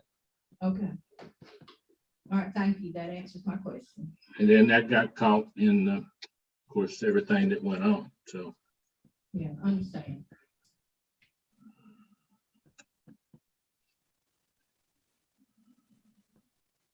One thing back on the meeting, Nita, in thinking about what you said, typically as a chairman, I've always contacted Glenda and the people at City Hall as to whether or not the financial statements and all of that was going to be prepared. And when you have a meeting on the first Tuesday of the month and it falls on a second or third, it does not allow them time to get information available for those meetings.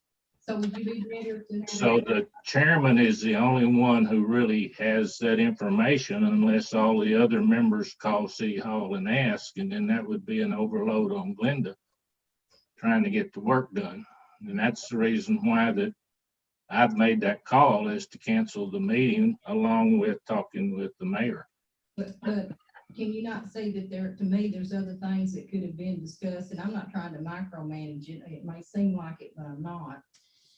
That other things could have been discussed, but what we're asking is if we move this to the third Tuesday, that gave them time for the budget to be ready, would that help you all out in facilitating the meetings being held when they should? That would work. One of the reasons it was that way when I came on the board several years ago, but I was understanding that the reason for the meeting being prior to the city council meeting, but I don't know that that's absolutely necessary unless we're trying to bring something to the council for approval. Like a price increase. Yeah. Okay. Well, the way the ordinance was originally and still is the board itself sets the time and date. They're required to have a meeting every month, but they're allowed to set the time and date of their meetings whenever they want to. So it was actually the board that set it on the first Tuesday. So if it's not working, the board can change it to some other day. Right, and I mean, I think there's been a lull in getting the budget since Roger left. Is that right? It's been being worked on. And we're gonna have a meeting Did you- tomorrow night to finish up, to get the budget in line to be able to be worked on. And prior to Roger leaving, did you have trouble getting the budget? Roger was the one who would put the budget together Okay. prior to when he was here. Okay, okay. Roger would put the budget together, subject to board approval. The board approval. Okay. So if you go to 34021, section B, bottom of the page, there's the meat and potatoes of how the nature of this board is going to change. We approve it. Which one are you, what number, what letter? Paragraph B. Okay, sorry. I have one more question back on the front page. Okay. It says where the discretionary removal by the mayor. Does that mean you have the power to remove somebody? End of point. And What were you talking about? section C 34 point 304017, section C. The word discretionary was put in there, and I don't know why. Greg?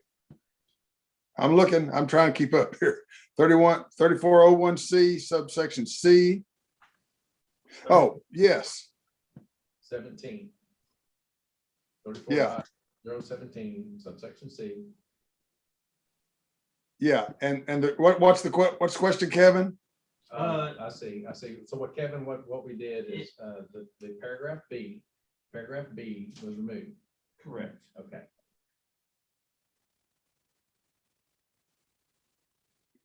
The statute actually gives the mayor the authority to hire and fire. That's state law.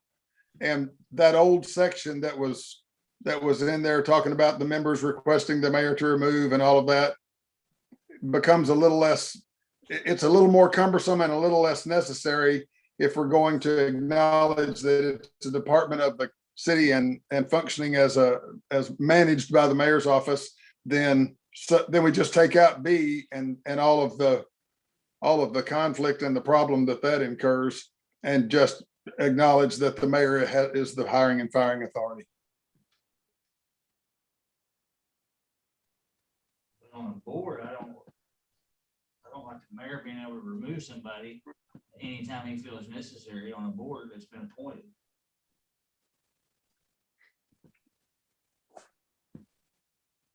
Okay. The mayor does have appointing authority. I mean, he is the one that appoints the board members. Absolutely. I agree with that 100%, but the removal process is a little bit different. Discretionary covers a lot of ground. Yeah. If you had raised. Yep. And that's just a personal feeling. Not Sure.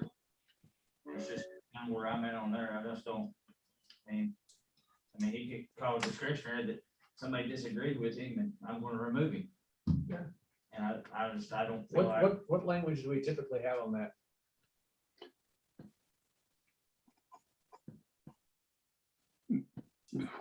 I don't understand the question, Gene. Ask that a different way. On other boards. Oh, I don't know, Gene. I don't know. And I don't have it here. I understand how it evolved, and it evolved because we struck paragraph B, paragraph B was struck. And If you took out upon request of board members of the board, if you let that off and just said, the mayor shall remove any existing board member for good cause, including but not limited to any circumstances or pattern of behavior affecting a board member's ability or indicating the member's willingness to conscientiously perform the duties of a member. Would that, I mean, that would. That's doable. Stop it at duties, put the period at duties, because we've already said it's a member of the board, so. Yeah. That do it, Kevin? We have a nice list in our city legal I think handbook so. I just don't. of why to remove. That way you're just not willing to, not that it would be. Not just discretionary. well, or anything. Kevin, I understand what you're saying. I don't disagree with it at all. Right. I mean, that's just one of the little highlights that I was. Because we're writing this ordinance, be an ordinance, Right. and we don't know, Correct. I mean, I just don't, I mean, I understand hiring a fire employee and that's your. So That's your elected right, but I mean, as a board, that you've appointed somebody, just because even if you appointed somebody, don't mean they're gonna agree with you 100% of the time. Well, you get into a point of he's appointed a board member. And then decides not to run for his next election. The new mayor decides that he just wants to remove that board. From the board member or all the board member and reappoint with his own people. That's getting into the political process of all this and not really, I don't think, what we're trying to do. Right. Correct.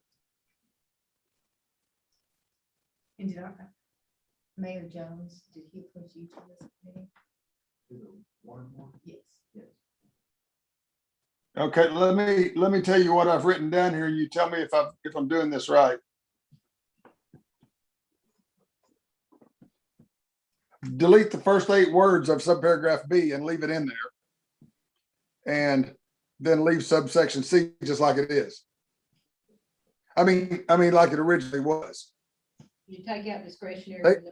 Yeah. Take out discretionary and put back in pursuant to subdivision B or Division B. Just go back the way it was originally. Right. And then put B back in, just delete the first 8 words. Yeah, yeah. Because I don't like your shirt or, okay, great. You guys, What?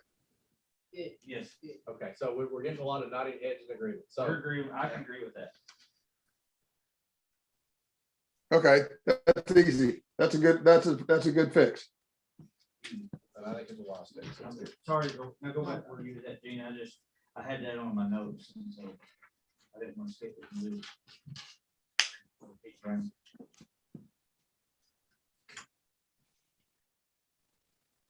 Okay, so the 34.021 powers and duties, paragraph B. Okay, there's been a lot of changes in paragraph B. And that had to do with back when this ordinance was put in, it was the vision of trying to establish a board that was basically had full rights and purview over everything in the water department. So that's where a lot of the substance of the change comes in. That's where the change, the shift from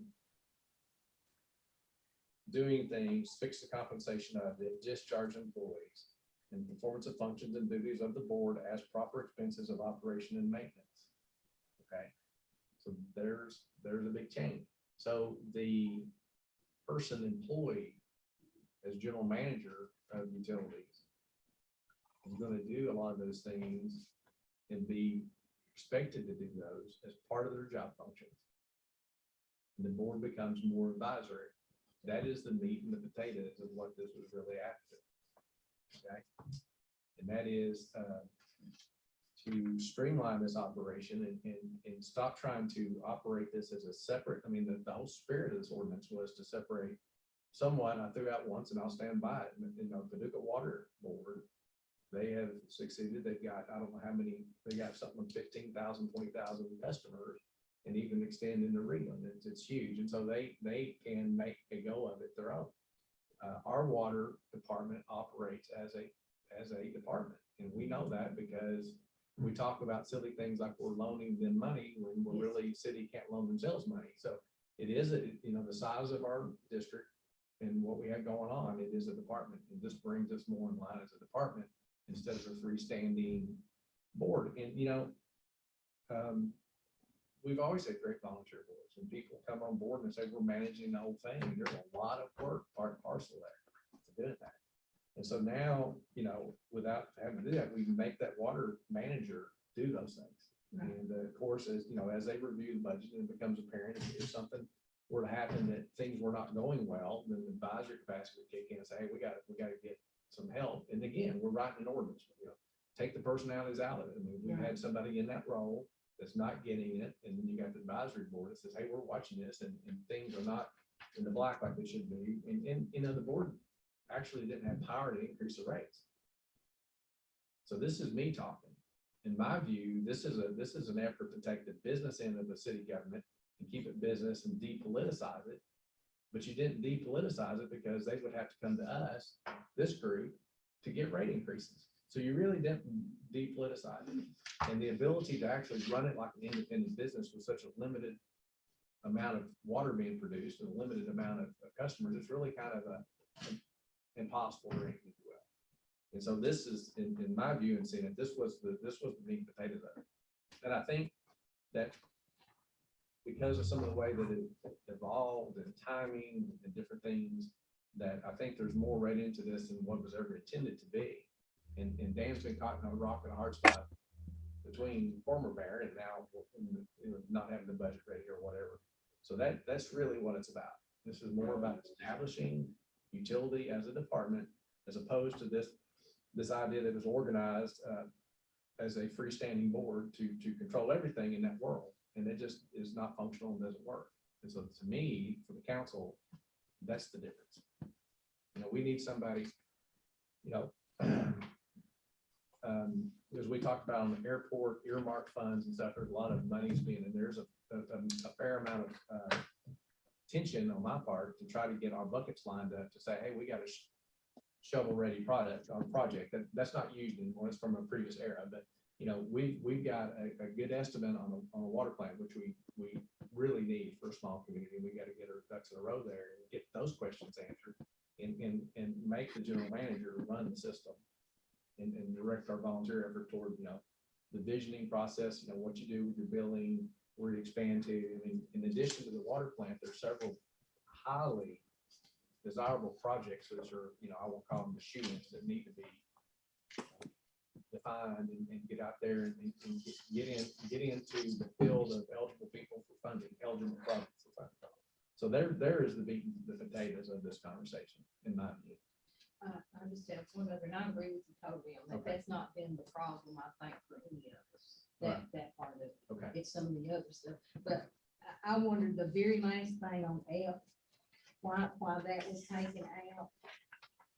Because to me, at some point in time, we might want to give them, and I don't mean to hire somebody something like that, but there may be some other kind of duties or powers that the council or the mayor might want to give them.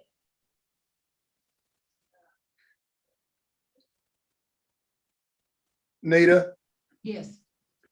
that was deleted because it's superfluous. If we were going to give them, if we're going to give them more powers, we will do it by an ordinance. And you got to do it by an ordinance, whether that paragraph's there or not. Okay, gotcha. And so, Good enough. Gotcha.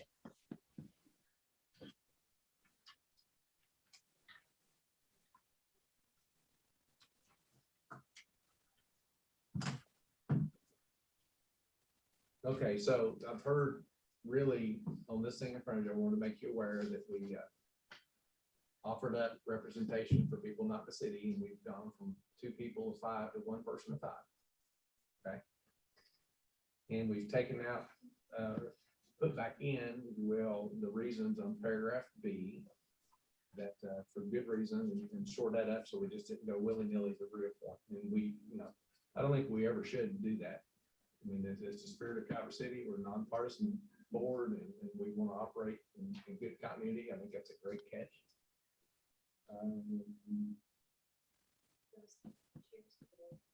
Was there other changes that we wanted to make on this particular reading?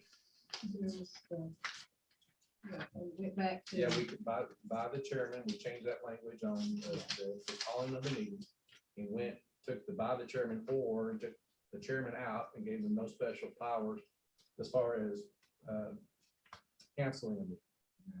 Right? right, 3 members. Okay. And I thought it was odd that they could cancel the meeting, but the way this reads, the general manager, the mayor have to do the special call. They have to, that's what it sounds. It says, may hold a special, the Board of Utilities may hold special meetings scheduled and properly noticed by the mayor and the general manager. Oh, okay, I'm sorry. And also at such times that places agreed by 3 or more members of the board. Yeah. So. Yeah, it's underlined because Okay. that was a change. That was an edit. All right. So if those 3 people, they cancel the meeting, then either the mayor or those or 3 people decide when the special call may be used. Is that correct? Yes. Okay. All right. Just clarify.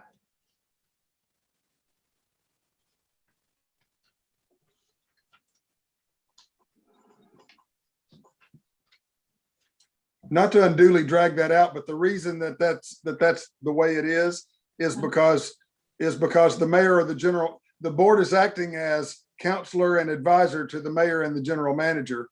And so if the mayor or general manager are in a bind and they need help, it's just giving them the authority Okay. Okay. to call a special meeting if they need one.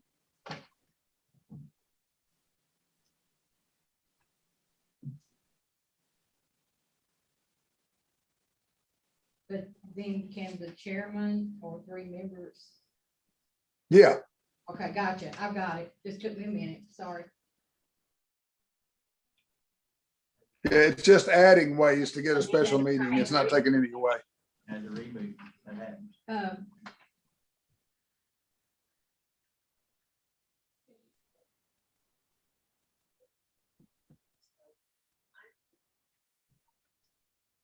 Are you still rebooting?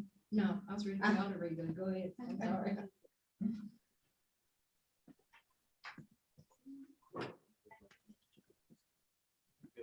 Changes, and it's not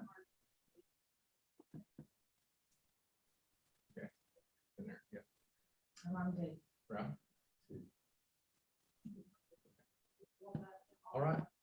So we presented this for the second reading and we've gone through and edited it. And I'm going to show my inexperience as mayor and defer to council. Can we vote on this with these agreed to changes, or do we need to clean up a copy and try to go get? You can vote on it as amended. Okay.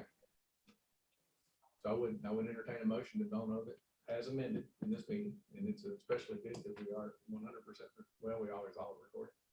We got the video up upon, which may not be better in my case, but. I don't know, I'm trying to, I mean, I'd sort of like to see it, but I don't want to prolong things when you need things done, so. If there were to be something that was missed, could we maybe go back and amend that if it was? Well, I think that we've got ample, I mean, we've read through them, we can read them again. Okay, I'm good, I'm good with it. I'm good. You need a motion? Well, I need a motion to accept as amended from this conversation. So moved. Do I have a second? I'll second. Okay, need a second. All in favor, say aye. Aye. Opposed? Motion carries. And I appreciate the hard work and we want to speak to this. I mean. Hey, Gene, what was that a vote on? I can't hear all that well. What was that a vote on? Okay, it was Glenda, can you help me out? What did we vote on? Just make sure we got it right. We voted on to accept the summary reading with the amendments. Okay. Okay. So now I need a roll call vote. Yeah. Okay. Well. And it was Chris that made the motion and Nita that seconded, correct? That's correct. Okay. Greg, you did get the changes, didn't you? Yeah, well, yeah, if you want me to go through them again, I will. You want me to? Okay. Roll call vote, Glenda. Okay. Councilman Babcock, Yes. Councilman Colburn. I'm sorry. Councilman Howard. I've got to change my paper. Yes. Councilman Hale. Yes. Councilman Rao is absent. Councilman Harrington. Yes. Councilman Stokes. Yes. All in the affirmative. Well, I appreciate you guys working on this and making it your own. And, you know, there seems to be some idea. I mean, this was maybe a bit protracted in the interim, but you know, our board has always done a great job, and it's not about saying any board didn't do a good job or whatever. But this should streamline our activities and allow us to move forward. And the general manager has got a bit more duties on it. And by coming in and streamlining that, we can capitalize on the things the government does do well and get those employed and go forward and use a volunteer where it's used best. And that's visioning where we're going in the future. Okay. So, appreciate the help. Did we clarify that the general manager was in that ordinance, or does it need to be that he would be answered to the mayor? Yep, without saying. Okay. So the previous ordinance had it different, and this one let it go back to, well, I think Jones had hired the last. And the superintendent answers to. Hey guys, I'm just going to remind you again, you have to lean into your mics so that we can hear. Don't forget to lean into your mics. It's hard when the mayor is behind us. I guess well, like Brad answers to John, right? To a sense. Well, in the current organization chart, Yeah. what's something that we're going to work on. Okay, so I just want to make sure, I wonder whether in the ordinance, we needed to have it that the general manager would answer to the mayor. Correct, and nobody, you know.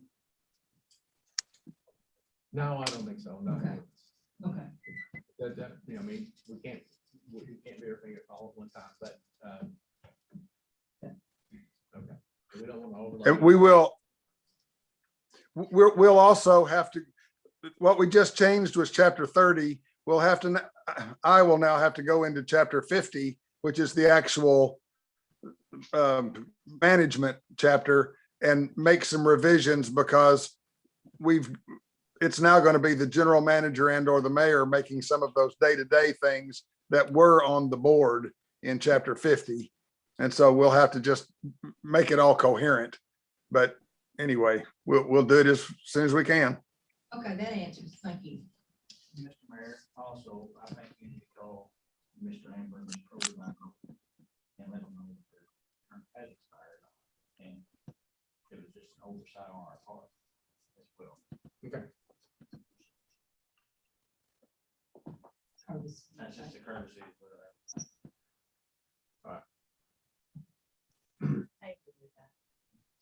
Okay, so going forth in the agenda.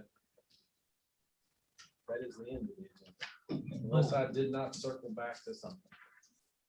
Anybody aware of something I didn't circle back on? I don't think so, sir. Okay.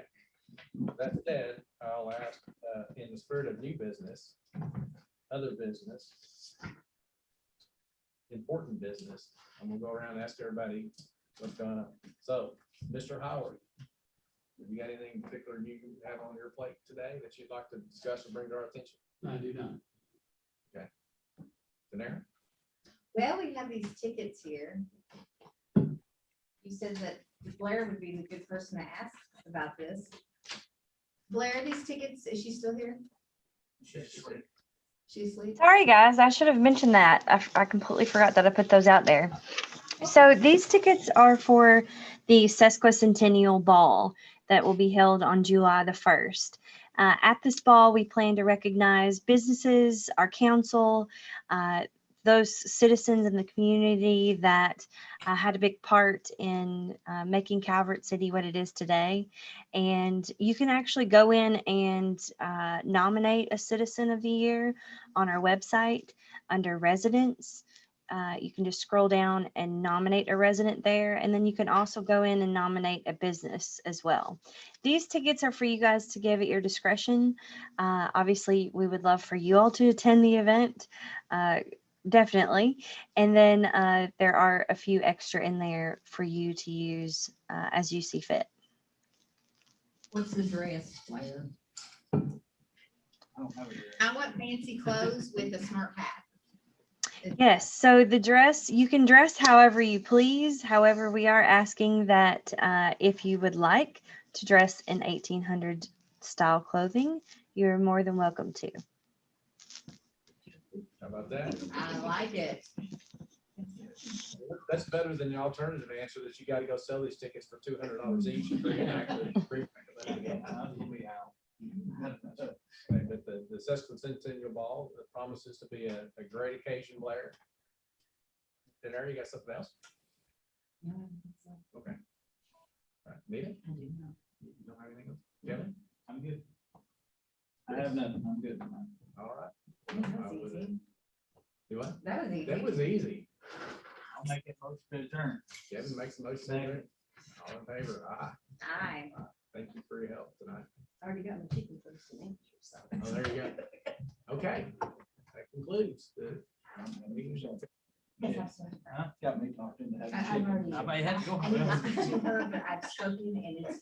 Because if you can run one down all the way home. Chase one down. It's actually, it's on Seventh I know Avenue. where it's at. I heard, but I didn't know you're- they called me, but I heard they was out in the middle of the road. And they were out there. Oh, I Well, mean, they get into it says, this person's yard. That's what it can was. be. They got- They can be. They got little kids and I think that's it.